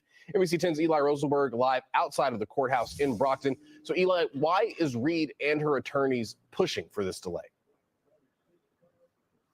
Well, Corey, this all comes down to timing, with Karen Reed and her lawyers wanting to push the civil case until after the criminal case is wound down. But the lawyers for John O'Keefe's family, they filed this wrongful death lawsuit, say the case should move forward. When I woke up after 4, I knew something was wrong. Karen Reed sit down with NBC's Dateline. One of the reasons this civil case against her should move forward. A lawyer for the family of John O'Keefe says. Karen Reed can't have it both ways. She can't try to shield it in here, but speak freely and wave it out there. This past August, O'Keefe's brother and mother filed a wrongful death suit against Reed and 2 Canton bars. O'Keefe was found dead outside a Canton home in January 2022. Both criminal prosecutors of the wrongful death suit allege Reed hit O'Keefe with her SUV after a night of drinking at those Canton bars. Your service is complete. Reed's first criminal trial ended with a hung jury. I'm declaring a mistrial in this case. And the second. I said it before. I'm going to say it again because I like to repeat myself to hear my own voice. This bitch has a Dilbert haircut. She has a haircut of every female Dilbert character. Bitch, do you put a bowl on your fucking head and cut the bangs? What is going on here, ma'am? Uncle Frank calls her Sia, I think. I think that was Uncle Frank, right? Fucking love it. So in this case. And the second criminal trial is set to start early next year. Reed's lawyers asking a judge to delay discovery in this civil suit until after that second trial. The requested stay is both warranted and essential. But the O'Keefe's lawyer disagreed, telling the judge that Dateline interview, other interviews, and Reed talking about the case publicly should allow this civil case to move forward. Experts say the timing of all of this matters. In a civil suit, and this is what she's worried about, is any statement she makes can be used against her in both civil and criminal cases. And if she chooses to exercise her Fifth Amendment, that raises a presumption that the answers would have been hurtful to her. Yes, Darlene. I sent you one back. The hearing lasted about 45 minutes inside Wait, the courthouse. no, I started typing one to you. It's still open in a tab here because I got distracted because I clicked the link. I watched the Garth stuff. I'm going to add it in. We're going to wrap that up for sure. It's getting wild on the Garth front. We'll talk about it when this video is done, actually. House here in Brockton, the judge saying at the end he would take all of it under advisement. And that second criminal trial that was focused on most of the deliberations today is slated for late January of next year. I'm in Brockton, Eli Rosenberg, NBC 10 Boston. Whoops, we don't want to see that again. There is another one. Getting answers. It is about the Massachusetts. I believe this is the one about the Massachusetts state trooper student. I guess, was it called? He's a rookie. He was basically training to be a Mass state trooper, and after a sparring fucking gym day or whatever, they're fucking sparring, and this kid gets beat to death with wild fucking UFC style injuries. He happens to be someone who is a victim's advocate who transferred over to do this. Everybody fucking loved him to death. They're like, he's the fucking best. However, a couple other people came out, whistleblowers, if you will. I call them leaf blowers if they're from Massachusetts, but some leaf blowers came out and they were like, look, this kid. So one person said that he was gay and he was being discriminated upon. I don't know if that's true, but I believe it is because I asked a couple of people who said I think so, and they're from the area. They know. However, just to be safe, this is just what this guy said. And he said it on the news, so I trust it. But then, like, 2 other people were like, hey, he was sweet. He was a nice guy, but he was a fucking fantastic trooper. He would have been great. He was a good trainee. Like, we loved fucking being next to him, working alongside him. We were his homies. And then another guy said they discriminated against him and me. And the guy who said that, he got kicked out. He was treated horribly. He was a black dude, and he said, like, they treat you different. Just look. And what's the first thing I said when I saw the fucking video of all those troopers graduating? I said, look for a black or a Latino. You're not going to find one. You're not, because it was all white people. And it was like, damn, dude, like, at least fucking hide the discrimination a little if you're going to try to get away with this shit. It's out in the open. You guys are openly being dickheads. And at that point, that's when people storm the Bastille usually. So I fucking love that everybody with the energy for the Karen Reed movement has been also redirecting it towards this specific trooper's death, in addition to Sandra Birchmore, who both deserve justice. I believe his name's in Uncovering the truth. Boston 25 News investigates. 25 investigates working to get answers about culture at the State Police Training Academy. We started looking after the recent sudden death of a recruit. So I asked through an open records request for reasons recruits leave the academy before graduation, including exit interviews. State Police responded with this price tag, more than $176,000, just to review the records we asked for. October 9th, 185 new troopers graduated the State Police Academy. I would ask you to please join me in a moment of silence as we remember Trooper Enrique Delgado Garcia. The event pausing to acknowledge the recruit who wasn't there. Because I wanted to help people. I wanted to be there for them on their worst days. This dude, I looked into him when this first popped off. He is such a good, this dude's a good fucking dude. He's a good fucking dude. I'm talking even his social media presence alone, he's a sweetie, dude. He's a sweetie. Everyone fucking loved him. And what's wild is even the trainers or the fucking cops that were training him, his instructors, if you will, the higher ups, they were he was the best. One of them had tears in his eyes. And it's okay, well, if every fucking person in there loved him, then how did he end up, what was it, a broken fucking neck like goddamn Kurt Angle? How do you end up with a fucking busted up shin? How do you end up with all the injuries he had? He was basically beaten half to death. I mean, every single injury that he had shouldn't have preceded the next one. I think he had a broken leg or some shit, broken arm. He had all this shit wrong with him. But it's every single injury he had, no matter what order it was in, whether you're full-blown UFC fighting, boxing, every single injury this kid had was an injury that would have made any ref go, stop now, let's check this guy. Every single one was legit something that would exclude you from continuing. So the fact that 3 major injuries went down, causing this young man's death, leads me to believe there was no fucking way that someone saw that and didn't have an opportunity to stop it before it got that far, i.e. to death. So how did that fucking happen? It looks like another fucking cover-up. That's what it looks like. I'm just saying it. Enrique Delgado Garcia died in September after... Look at this handsome motherfucker. Look at him. He's beautiful. What a sweet dude. Always smiling. Every picture. Always fucking smiling. A boxing training exercise at the academy. Sources familiar with the investigation tell 25 investigates Delgado Garcia suffered broken bones, damaged or missing teeth, and a spinal injury. Shortly thereafter, 25 investigates submitted a public records request to Mass State Police asking for information about recruits who quit the academy, written reports, evaluations, and exit interviews. Mass State Police told us just to review those records, Boston 25 News would have to pay more than $176,000. We shouldn't have to pay almost $200,000 to get this information. Justin Silverman is the executive director of the New England First Amendment Coalition. These are our tax dollars that are being spent on the state police training program, and we have a right to know whether or not that program is operating safely or whether it's just teeing up another tragedy to occur somewhere down the road. In addition to the massive fee, state police said they believed what we asked for was exempt from public records law for a personnel exception.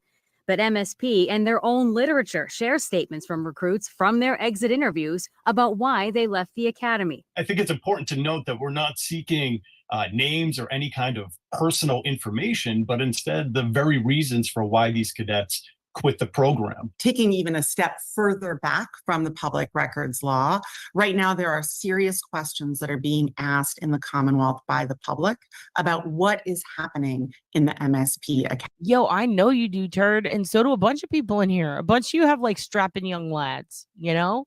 How would you feel if your kid, and here's the thing, this guy worked as a crime victims advocate for a number of years. So how would you feel if your kid worked in law enforcement doing something else, doing counseling, crime victims advocacy, the SAFE program.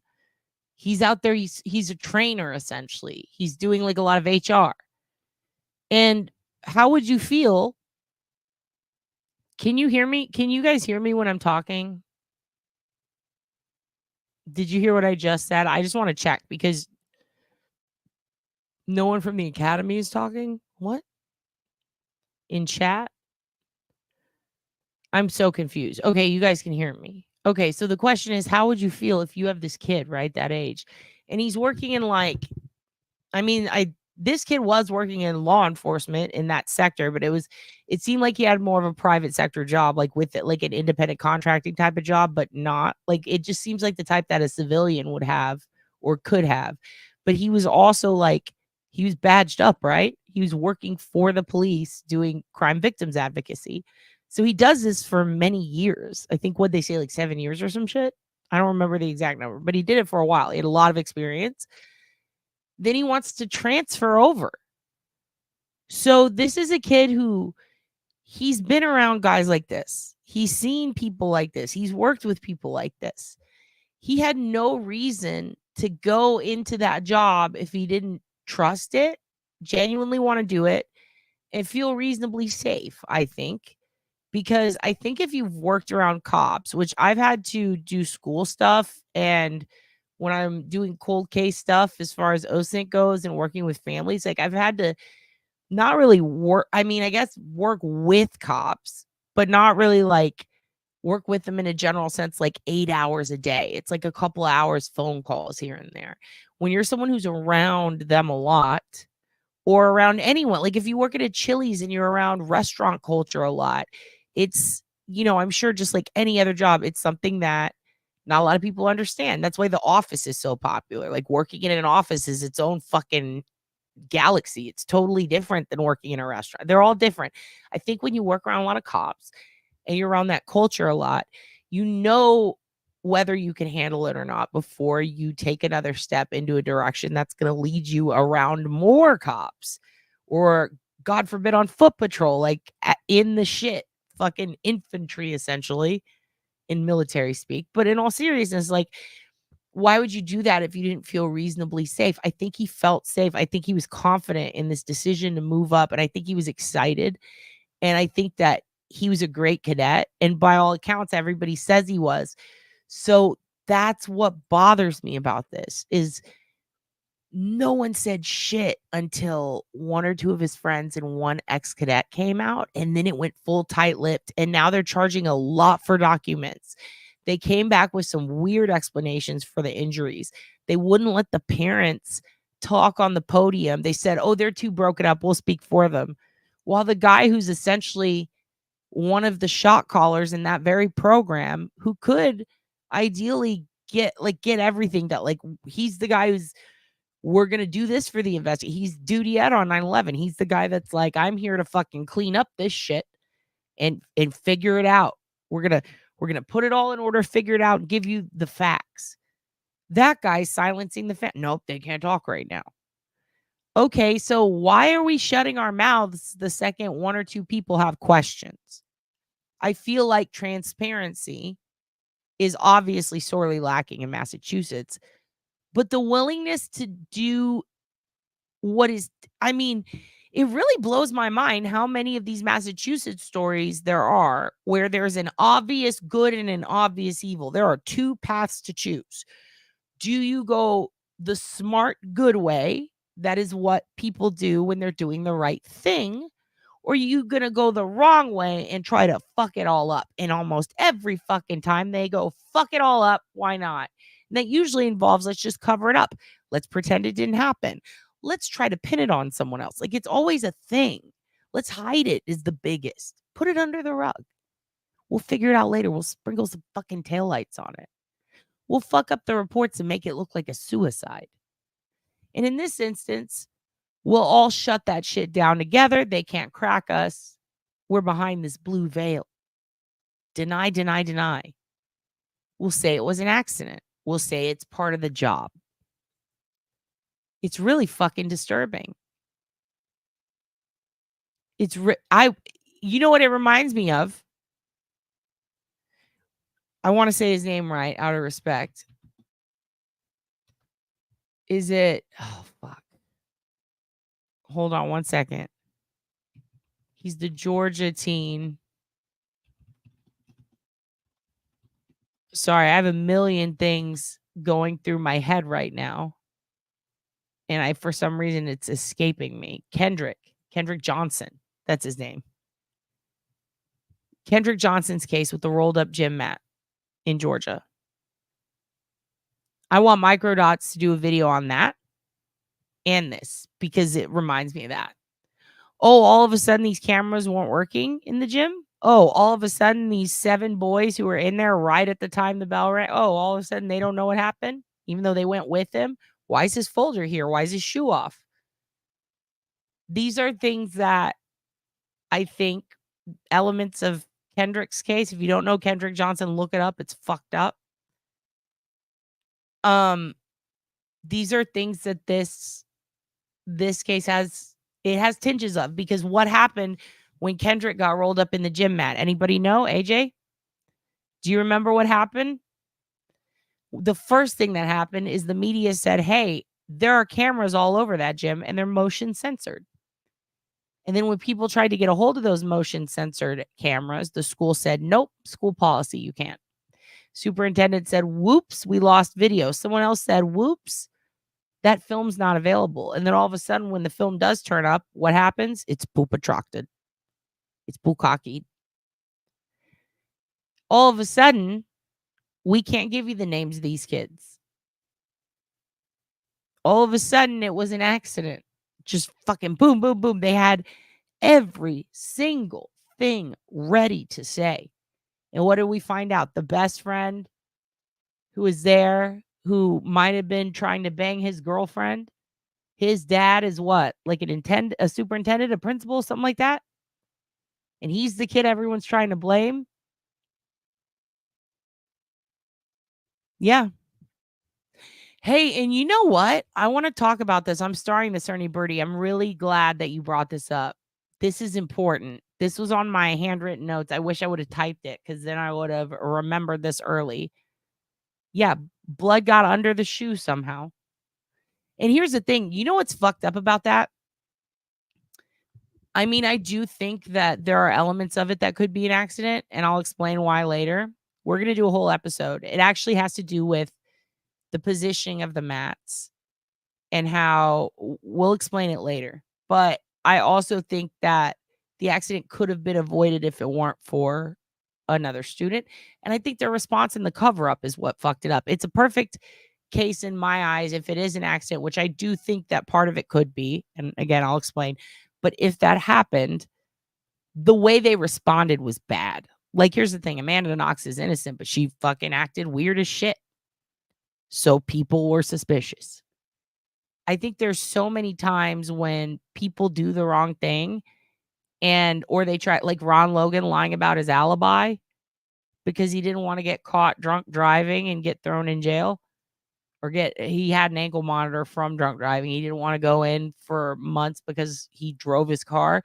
So instead, he got himself entangled in a maybe you murdered these girls because of another stupid lie. If you would have just told the truth, they would have let that shit go. He could have alibied himself from a murder, and he fucked it up because he was busy lying about other shit because of smaller shit that he didn't have to worry about. I think that that's what that school did, in my opinion. And if this kid really did die from something like an aneurysm, or I don't know, just like even a minor hemorrhage or a brain bleed that was one fucking strike and then the media misinterpreted the rest of it.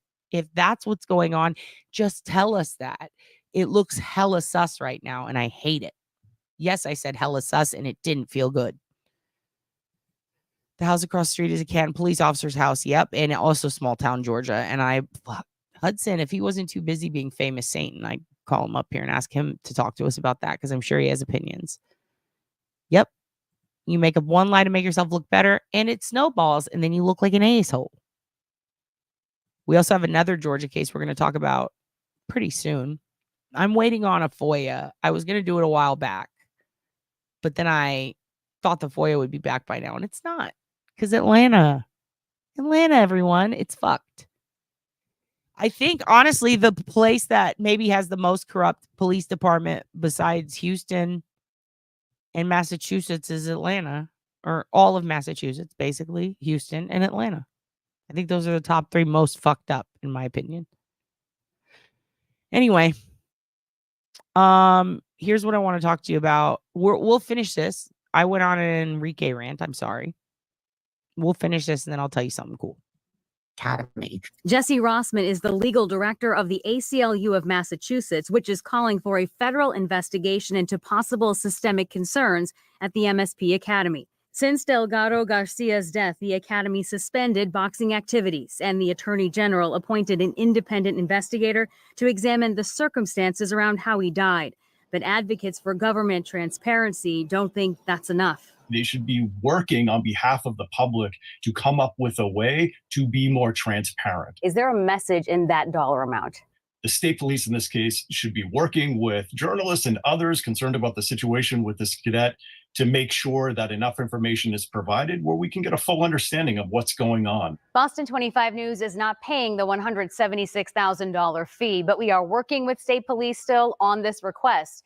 We have also appealed the response with the Secretary of State's office. Caught on camera in Toledo. Look at this. A Halloween display Okay, I just put this on here because it's fucking egregious. destroyed. The video from neighbors shows this woman causing an estimated $1,000 in damages. Unbelievable. This all happening around 10 a.m. yesterday, and many are wondering why. Reporter Tony Geftos has a look at that video and the suspect who is facing criminal charges. Throwing, tripping, trashing a Halloween display.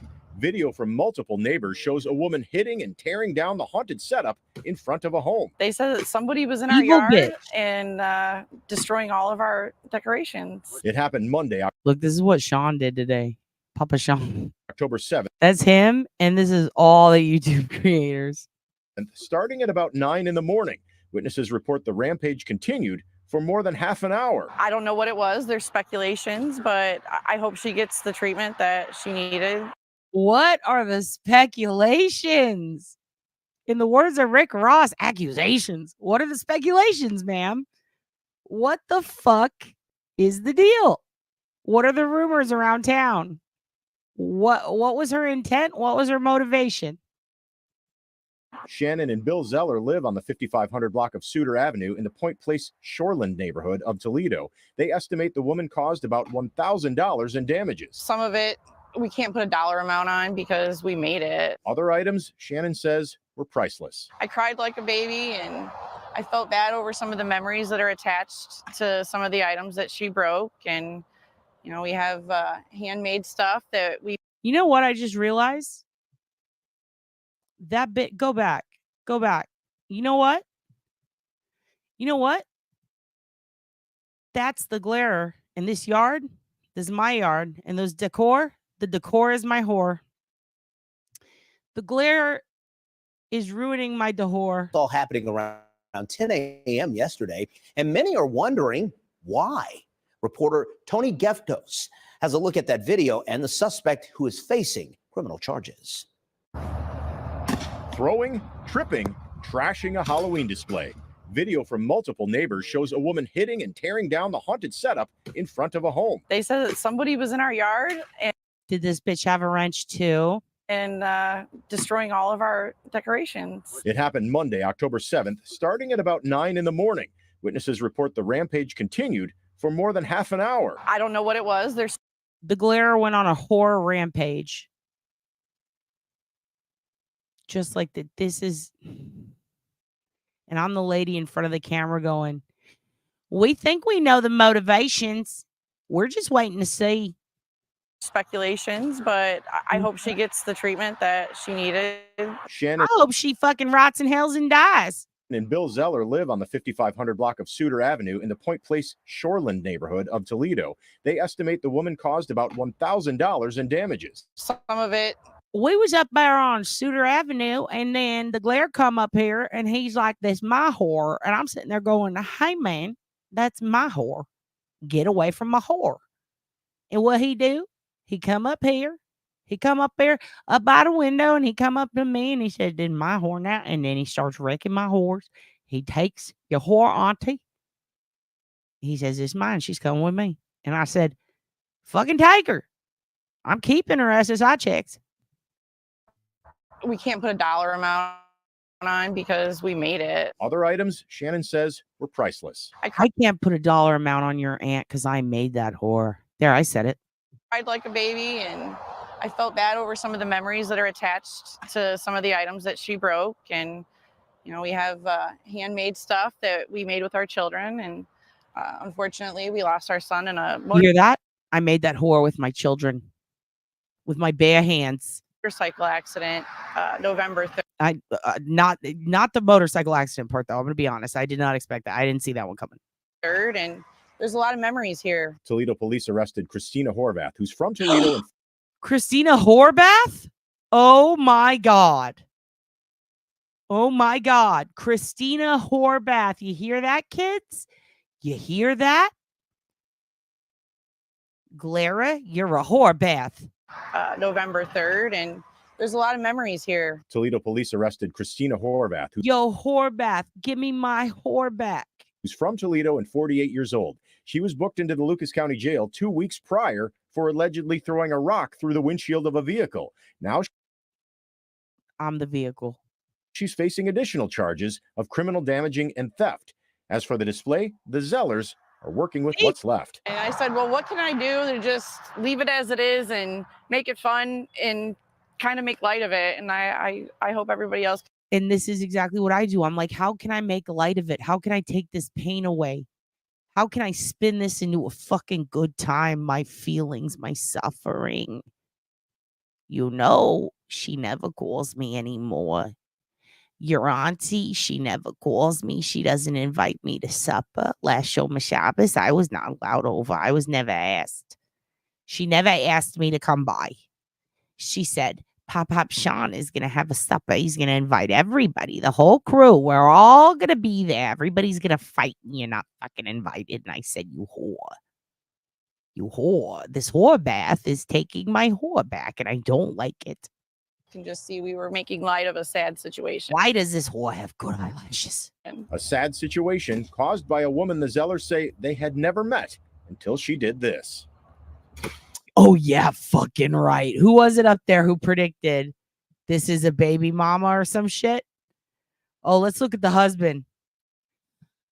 First of all, chubby CM Punk, I see that look.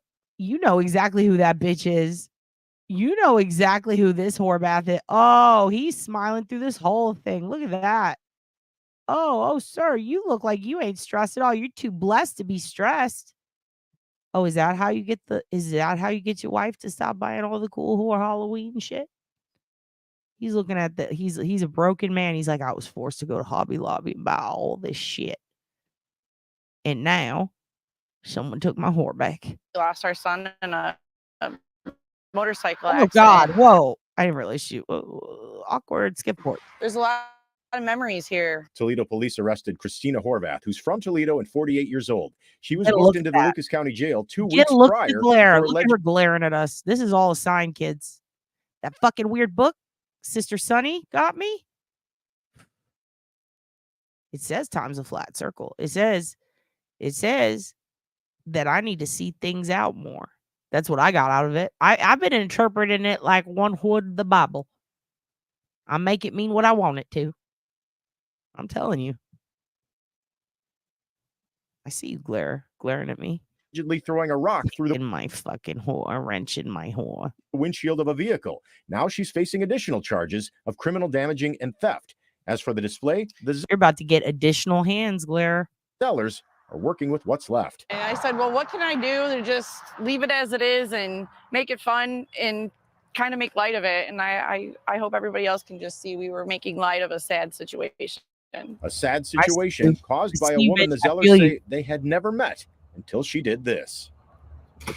They never. Horvath is facing that charge of theft because Toledo police say she put some of those decorations inside of her vehicle that was parked in the driveway. Wait. Listen, you kids know me. All right. You know what's about to happen. She put some of those decorations where? Where? Melissa. Turd, I need you to get on this. What did she do with those decorations, that whore? Toledo police say she put some of those decorations inside of her vehicle. Wait, what was that? What was that? Toledo police say she put some of those decorations inside of her vehicle. Right there. That's where you stop it. You know what to do. You know what to do. This is war. It's war until I get back my whore.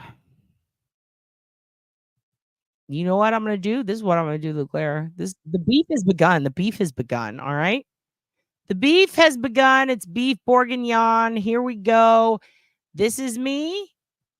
This is me and Uncle Frank. This is me and Uncle Francis. Uncle Francis, if you're out there, give me a whoop whoop. You don't have to do it in the chat. Just do it to yourself in your room.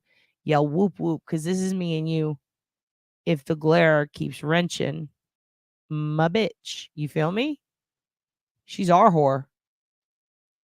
This is me and you. This is me and you, Francis. Like beef and broccoli, like waffles and cocaine. They both run with a gang in their hometown. S-Dog says you need a gun so that the others know who is boss. S-Dog is 13 years old. Hear that, glare? Let's go back in case you didn't get that. In case you didn't see. I'm from the streets. All right, I'm Glare. S-Dog with me. And T-Bird. They both run with a gang in their hometown.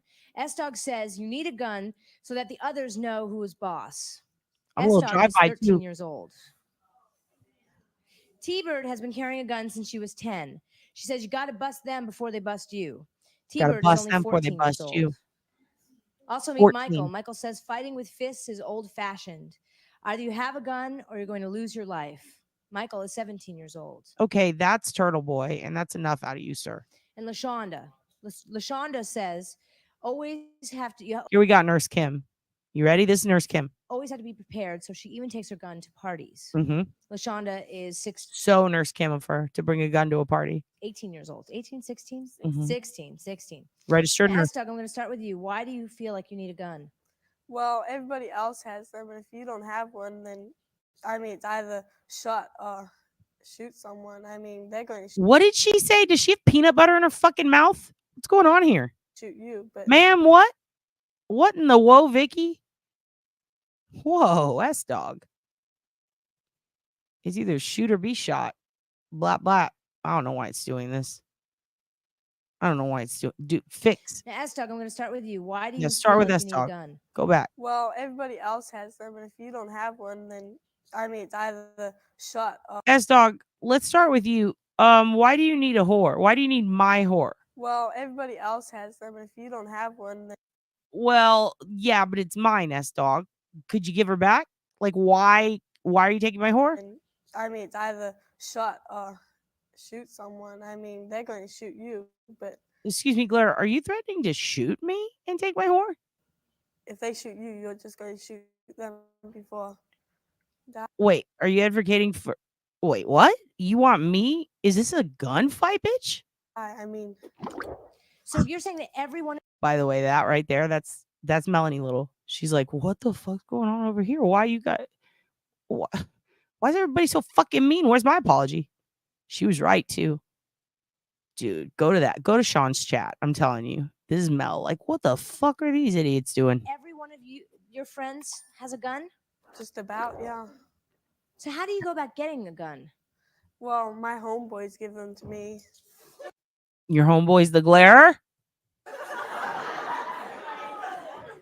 So they just give them to you? Do you have to pay money? Do you... Yeah, well, see, they have the money, so I have the money. I have the whore's money. I have the money. Come back to me, whore. Oh, there she is. Hey, look, Lil Misfit. You can always send me those videos, but also please send me videos of you busting that shit down. Speaking of busting, Check the private chat.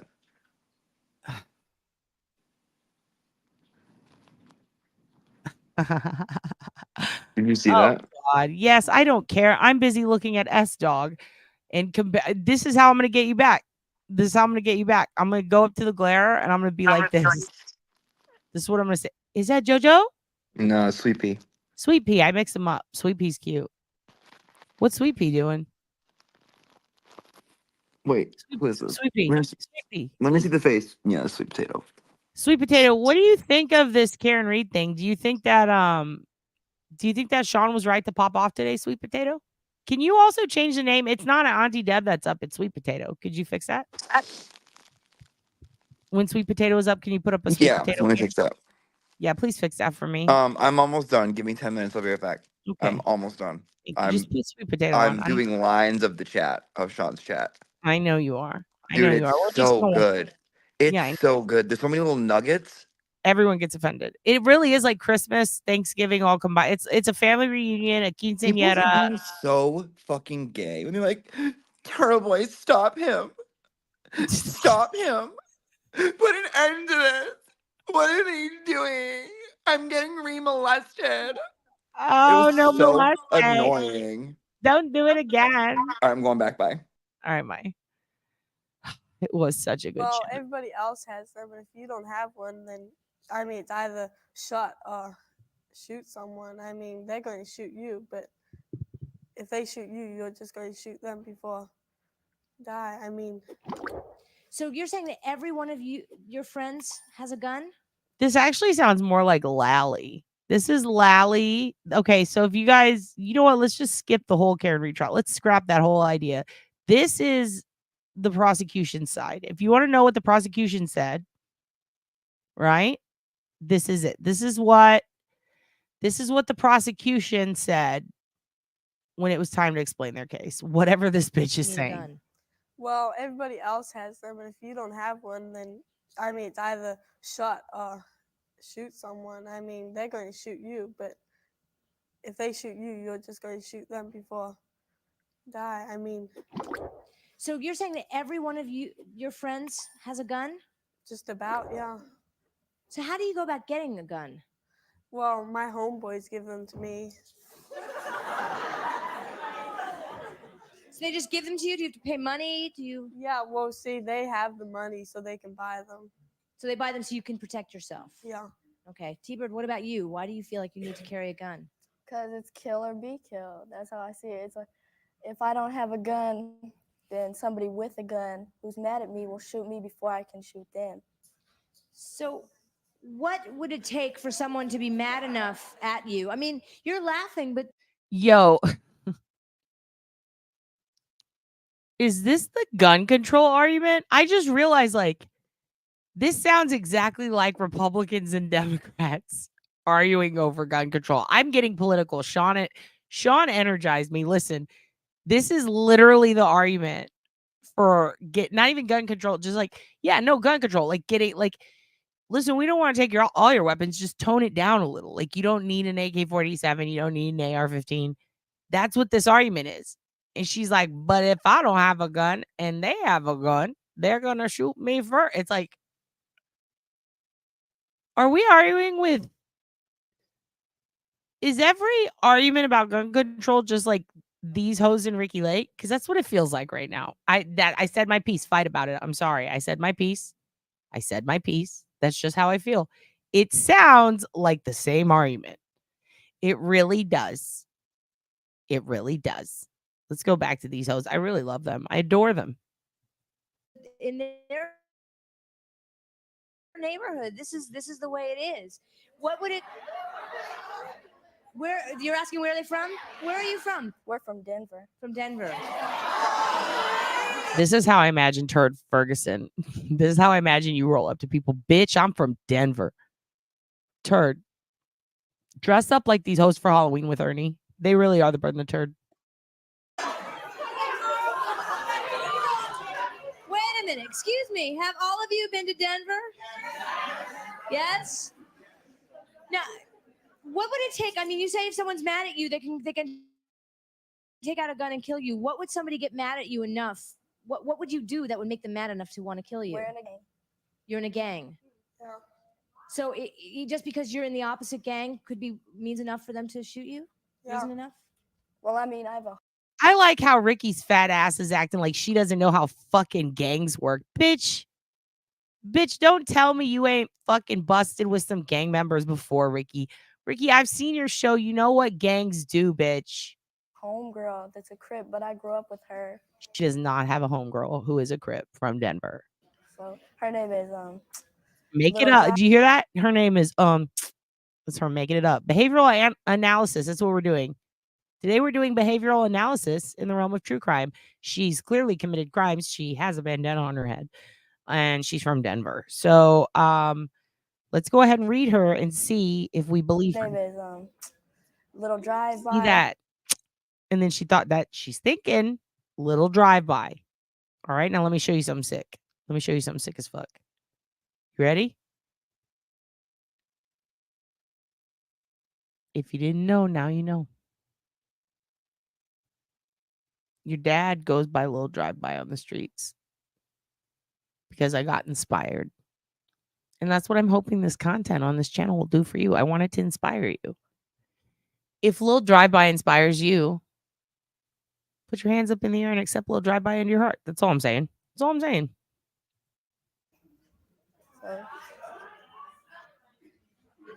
How did you learn to shoot a gun? Turd, don't you dare take down the WWE like that. The only thing that takes down the WWE is sex crimes. Don't you dare don't put that shame on wrestling. Don't listen, it's so much more entertaining. It's so much more entertaining than Karen Reed channels. They wish they could be WWE. Although, here's the thing. The Royal Rumble did happen today, but that's just their treat. That's just a one-time treat, okay? At best, they're TNA. I learned from my homeboys. They shot me. And not Impact modern TNA. I'm talking TNA from the 90s pre-Samoa Joe. Not very good. So have either of you ever shot at anyone? Yeah. You have. Of course it was a psyop. Yes. I said, have you ever killed anyone? I don't know. No. What do you mean you don't know? Because, I mean, we would shoot into crowds and stuff like that. Of Crips. AJ, you're one of the Crips in the crowd that got shot. I can't help that. I can't help what little drive-by does. Of K's. But still, they're still human beings. So they do the same to us. They do the same to our homeboys, our homegirls. Okay. We actually did. We need to start a thread in Discord for a little drive-by. And these two hoes, S-Dog, and what's the other one's name? Millionaire or something? I don't know. Anyway, let's do the OSINT. This is a good OSINT homework project, kids. Let's find out what T-Bird, S-Dog, Drive-By. Let's see what they're up to now. Where are they now? What is everybody reacting to? Yes, stand up. I would like to say, why are you in a gang if you know being in a gang is going to cause you to lose your life? Why not get out of the gang and just try to foster some kind of unity in your community?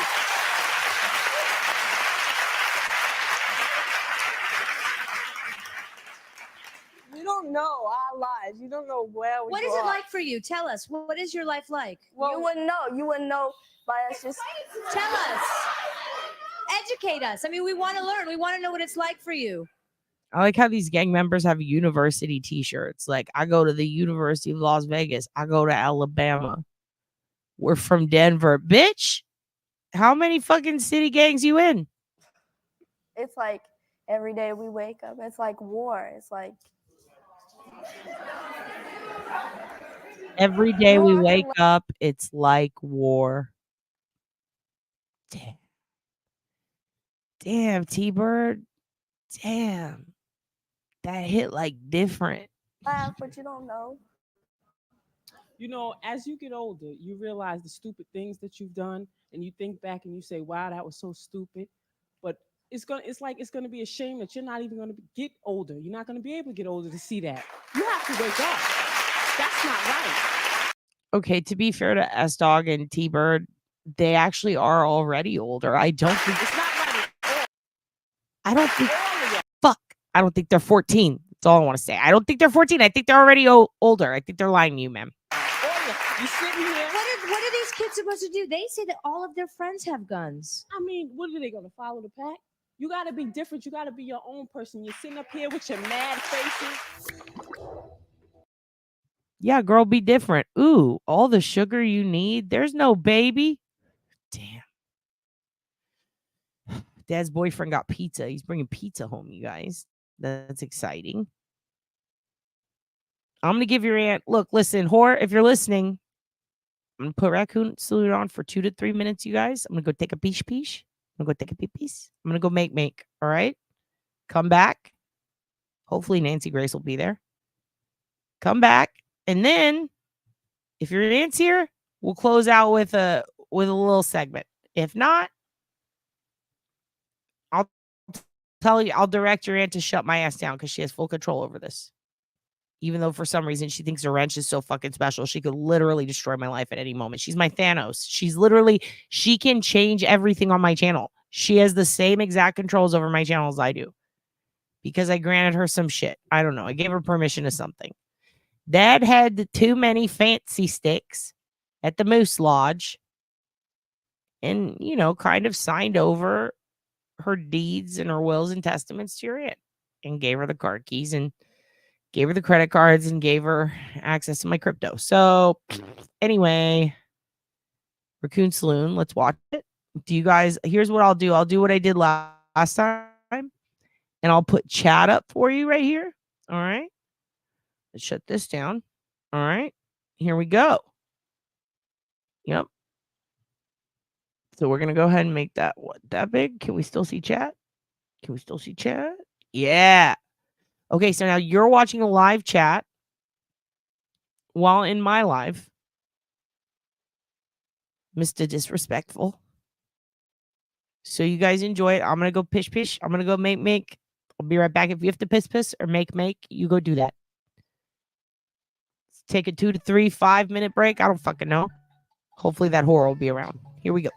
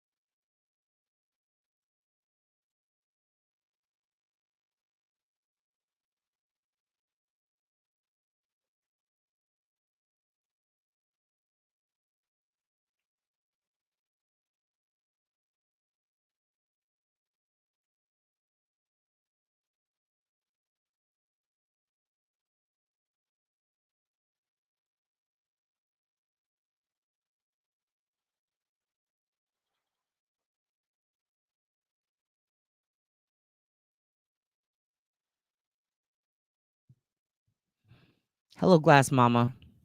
I'm glad you're pissing your pants. That means you're in the right place. Raccoon Saloon's happening right now. Everybody, you know these raccoons and how much we love them. If you want to chat within a chat and go into the Sally portal like Ernie Birdie just did, let's go ahead and say, Ernie, you're grounded. There we go. Magic. Internet. I'm going to be going soon. They are probably partying outstairs, so or upstairs. Let's go ahead and see if we can find them upstairs. Ernie Birdie, we're moving, ho. We moving. Come, follow me. Come with me. Don't you leave like your whore auntie. Live at the Raccoon Saloon. Let's go to the woodshed. Where are the raccoons at? It's night. They're probably out doing spooky raccoon shit. Isn't that what they do? Isn't that what they do? At night, isn't that when they party? Isn't that why we always see them in the day? Where's the bedroom? Were we just in it? Was it just boring? Nothing, huh? Not even Nancy Grace. You would think Nancy would be here. Well, should we go to a bar? Should we go to here's what I'm thinking. I'm thinking maybe we need to end this night because your aunt has left us for the glare and now there's beef. Now there's beef. You know? I got yelled at in the Raccoon Saloon. By who? Go back to the other one. Who yelled at me? Who the fuck yelled at your dad in the Raccoon Saloon? Let me check. Was it you? Please don't use all caps. Fuck you, Nightbot. I'm trying to support these raccoons. These murder raccoons. Okay, listen. They are busy partying in the woods, right? Yeah, the Nightbot yelled at me, Ernie. What the fuck, dude? Protect your dad. Tell Nightbot. Shut the fuck up. No, here's what we're going to do. You're in a cult right now. Glass Mama, welcome. I'd tell you how to get out, but let's see how good you are at OSINT. Here's what we're going to do. You're welcome here. As long as you recognize Nancy Grace the Raccoon is your deacon in this church or cult. We're not religious, though. Nothing sexual. We're just really nosy, and we like Raccoon Saloon. I'm thinking what we should do is we should go to Hog's Breath. What do you think? Let's see what's going on at Hog's Breath Saloon in Florida. Maybe that'll summon the whore. By the way, you have an aunt. She's a whore. She's a man from Boston who dresses like a judge. Damn it, the bar's closed. We like to snoop on webcams and look at people and be real creepy. But it looks like there's nothing good going on. The raccoons are in the woods.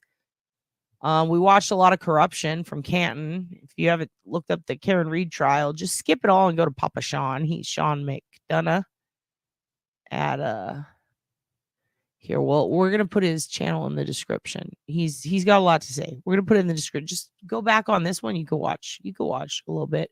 We really actually don't. We just talk about it. You should go see it first. What's his channel name? What is it? I keep fucking had it on my list.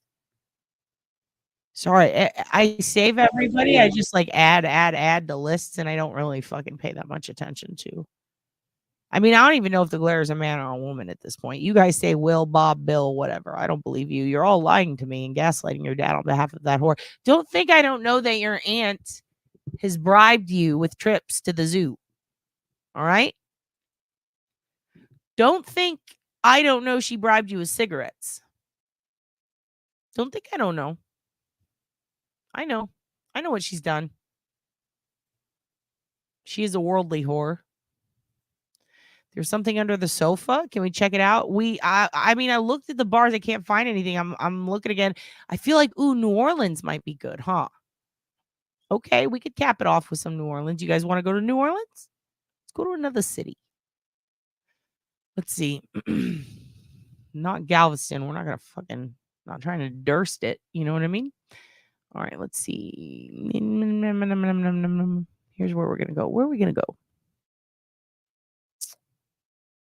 Don't California, Mike Canton. All right, let's try this. Don't worry, kids. We're going to get you a good world cam here. Bars. There we go. We're going to go through NOLA. Okay. We're going to do it. Let me show what's up. Let's present the screen. We're going to give it until Dad's boyfriend gets here with pizza. As soon as he gets here with pizza, I'm fucking out. I'm abandoning the family. You're all going to the Grand Canyon. I'm leaving you there. You're my Joe Dirty kids. And you're gone because it's pizza time. Pizza time is like Dad's Geraldo time.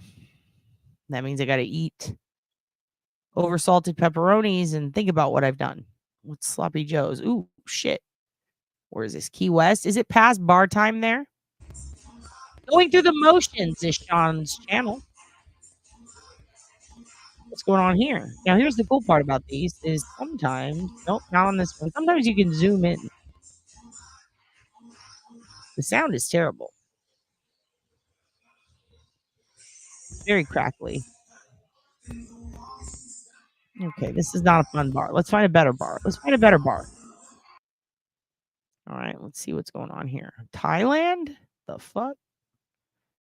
Blang. Okay, let's go to Chawang. Boring. Oh, is that guy throwing rocks? It's pretty cool. All right. Let's check out Riptides. That sounds like something that would be on Floribama Shore. This could be fun. Yeah, I hope they show us NOLA. Nope. Nothing here. Where is this? Myrtle Beach, of course. See? Floribama Shore. Schooner Wharf. Wharf. All right, let's see. Dead Dog Saloon. Well, that's crazy. I don't like dead dogs. That makes me sad. Fishtails. Woo! Sharkies. Elvis's Beach Bar. This is not the fun one. Elbow Room. Where's this? Fort Lauderdale. Oh, shit. Yeah, here we go. No audio, but this is good. This is, if this doesn't summon your auntie, I don't know what will. With my luck, she's going to come on right when Dad's boyfriend pops in with some pizza, and I'm going to have to make a bit of a Sophie's choice. That whore belongs to the streets. She doesn't deserve fancy moose flutes. Give her a plastic penny whistle, okay? I agree. We'll just get, how about no whistle? How about no whistle, no flute? Okay? Yeah, New Orleans is always live, but also, what are these two bitches doing? Hey, girls. Oh, we got a lanyard. Oh, we're on a work trip. Modestly dressed Mormons in a bar in probably Florida. What will they do? Who will get arrested first for showing her tits to this guy or this guy who looks like Kirk from Floribama Shore? Is that? Yeah, that actually could be Kirk from Floribama Shore. That looks exactly like his hair. Holy shit, is it? Yo, who in here watches Floribama Shore and who thinks that's Kurt just from behind? Look at that hair. Look at his side profile. Look at the earrings. Look at the way he sits at the bar. Oh, shit. These hoes came here for a paper convention or something. They're here for FurryCon. They just took their fucking squirrel outfits off and popped in real quick for a second. This guy's wearing a tank top that's yoked as fuck at work. Damn, felon. Ooh, what's he got? Is that a Blackberry? No, thank God. Christ, he scared me. Nightbot deleted my comment. Fucking Nightbot. Between your aunt and Nightbot. What do you guys think is going to happen? Which one of these, if you had to pick one to get laid, which one's getting laid tonight? Why does she have Chubb? What is that? Chubbs? What is on your lanyard? Does it say Chubbs? It says Chubbs. Well, all right. Party on, bitch. I'm going to say her. The one with the Chubbs necklace. I think she's going to do it. I think she's going to get laid. She's going to cheat on her husband and abandon her family of 26. She's going to say, you know what? It's your insurance company. It is Chubb. Well, hell yeah. I thought she was being upfront and honest. Whatever. Maybe the insurance is.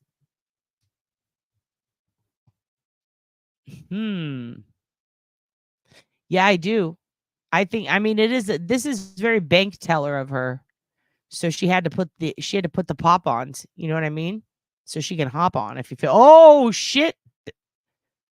These people are like, "What are you, Mormon?" Oh shit! Pizza's here. Pizza's here. Pizza's here.